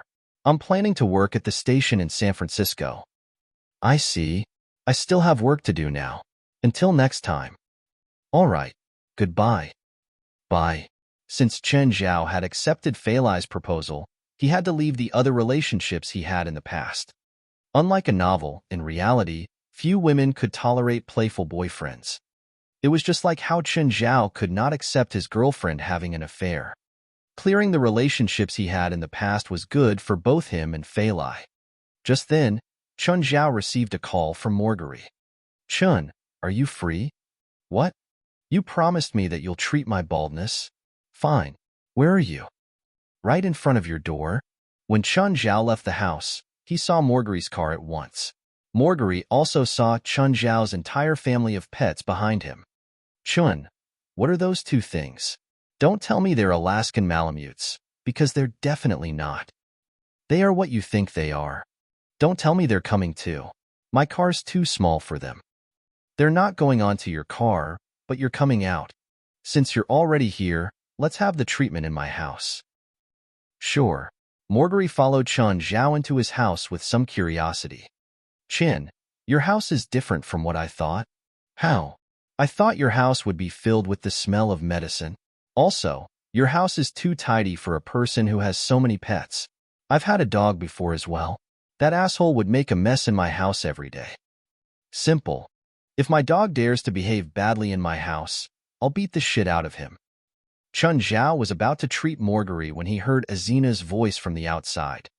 Realizing that the door was unlocked, Azina shouted at the door to inform Chen Zhao and then came in directly. Hi, Chen. If you're here to play with Black Ma and White Ma, they're in the yard. White Ma's injured and can't run. I'm busy now. All right. Chen Zhao had treated Marguerite a few times already, So Morguri really trusted him. Nevertheless, when Morguri removed his shirt and Chen Zhao saw the gun hidden in it, his face darkened right away.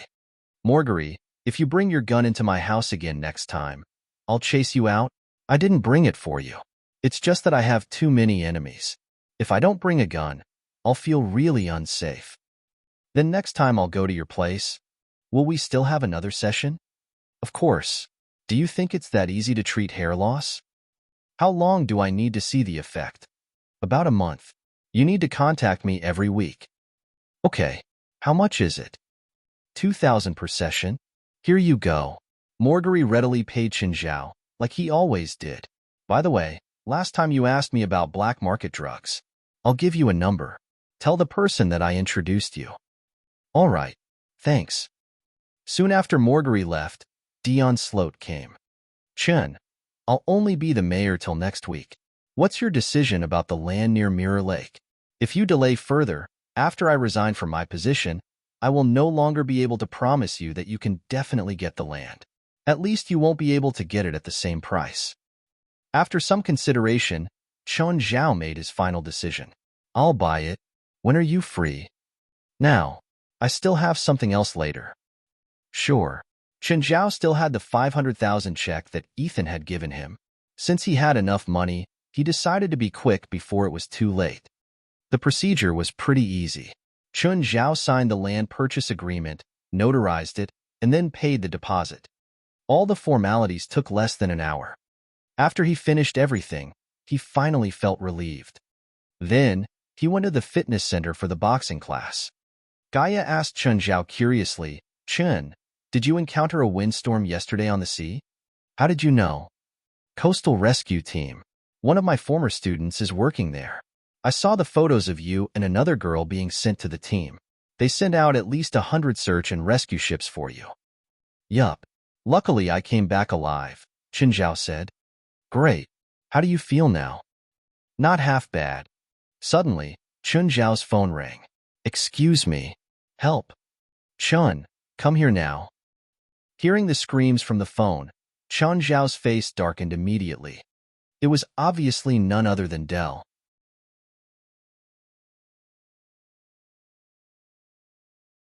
Chapter 200. This isn't looking for trouble, it's a sin. Chapter 200. This isn't looking for trouble, it's a sin. Gaia looked at Chen Zhao. Your patient seems to have an emergency. It looks like I can't have class today, Chen Zhao said helplessly. He was curious as to what trouble Dell found for himself today. This guy really didn't know how to choose the right timing or differentiate for severity. He sounded strong in the phone, but he might keel over the next second. This was why Chen Zhao didn't wait and just hurried to Dell's manor. When he got to the entrance, he found Dell standing there. He looked strong and not like he'd almost gotten himself killed. Did something happen to Tsura? Chen Zhao asked tentatively. No, she's okay. Then where is she? And you were screaming for help in the phone. What happened? Hurry in. Before going in, Tsura ran out with messy hair and dark circles under her eyes. I'm not playing anymore, you asshole. Dell, play by yourself. I'm done. I'm done. She yelled fanatically. What are you two playing? Chen Zhao looked at how frazzled Tsura looked. It couldn't be fatal, right? Chen, you're here. You're finally here, Tsura complained while latching onto Chen Zhao. Great. I thought I was going to go crazy. What exactly is happening? You'll see when you come in. Tsura pulled Chen Zhao in. Before entering the mansion, he heard a cry. Chen Zhao froze. You two have a kid? After he got in, he saw a baby girl tossed onto the sofa. Her lower body was bare. The living room was in a mess, and there was a disgusting smell. Chen Zhao immediately held his nose. What exactly happened? Tsura and I decided to adopt a kid for fun. Chen Zhao picked up his foot to kick Dell's left leg. Adopt a kid for fun? No. When we went to the orphanage, we thought that this baby was pitiful, so we adopted her. Dell immediately changed his story. Chen Zhao scrutinized Dell. When Dell saw his eyes, he was scared. He suspected that Chen Zhao might kill him. You need to be a married couple to adopt, right? Singles can't adopt. To adopt Faith, we went and got a marriage certificate, Del said. Sura and I. Chun Zhao was taken aback. He didn't expect that Del would actually marry Tsura just to adopt a kid. You two got married to adopt this kid? But I give up. Chin, you can have the kid. I don't want it. You think I won't kill you? Chun Zhao was furious. As expected, wanting this horrible couple to be responsible was delusional. I really can't take care of her. Sura and I haven't slept in 2 days. We can't even change her diaper. The entire living room was filled with the smell of waste. No wonder they'd broken down. Why didn't you hire a nanny? Chun Zhao asked, expression dark. This asshole either thinks the applicants don't have big enough boobs or nice enough asses, Sura complained. Chun Zhao looked at the baby called Faith. She probably hadn't had a bath in 2 days and smelled horrible. He could only pick her up, help bathe her, and then change her diaper. Thankfully, Faith didn't have any diseases or injuries after being tormented by Tsura and Del these days. This was her biggest fortune. Being adopted by this couple and surviving their instincts of finding trouble was a big test for her. Find a nanny right now. I hope you can find one before I leave. Otherwise, I'll report you for child abuse. I already looked, but I couldn't find any. Bullshit. Were you looking for a nanny or a beauty contestant? Chun Zhao almost spat his water out at Del. Call the housekeeping company right now. Finally, Del gave in. He had no choice because he and Tsura really couldn't handle Faith. They couldn't even take care of themselves, let alone an infant less than 1 year old. Half an hour later, the applicants finally arrived. Chun Zhao was stunned by the wave of beauties. Were these girls with thick makeup really here to apply for the nanny position? Del, don't tell me you called a model company. Chun Zhao stared at him, annoyed. No, I told the housekeeping company my requirements, and I'll give $100,000 each month. What? Are you crazy? Chun Zhao roared. A regular nanny that took care of kids and did the chores for 24 hours per day and had 2 days off per week would only earn $3,000 to $5,000 per month. Del's $100,000 was enough to hire 20 nannies. This wasn't a regular expense. This was a complete waste of money. Chun Zhao walked to the girls. None of you are qualified. You can all leave now. The beautiful girls all left while cursing. Del had a face of resentment. Chin, you told me to look for a nanny and now you drove them away. I thought a few were quite good. Not good at all, Chun Zhao said, expression dark. If you spend the $100,000 to host a party for beautiful girls, I don't care. But you spend $1,000 to buy a pretty hamburger. But who will take care of the baby now that you chase them away? Wait, I'll call someone. Chun Zhao called Bant. Bant, Mary's a maid now, right? Yes. How much does she make per month? She works by the hour and makes around $2,000 per month.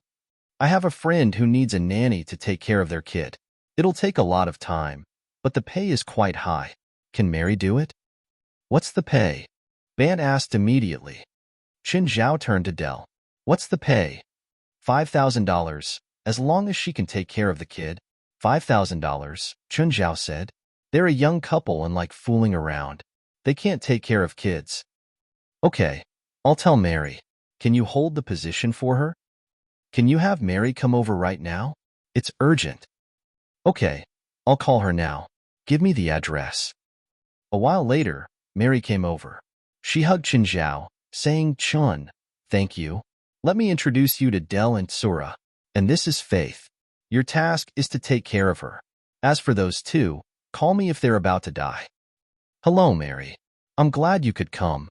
Tsura hugged Mary as well. Del found that Mary was easy on the eyes despite being older, so he didn't say anything. You're tuning into the Romance Rendezvous YouTube channel. We're so grateful for your support, and don't forget to subscribe to join us on this incredible journey through captivating stories. Your generosity through donations truly makes a world of difference, as it's the primary source of revenue that allows me to expand and enhance this channel for you. Thank you from the bottom of my heart for being a part of this adventure.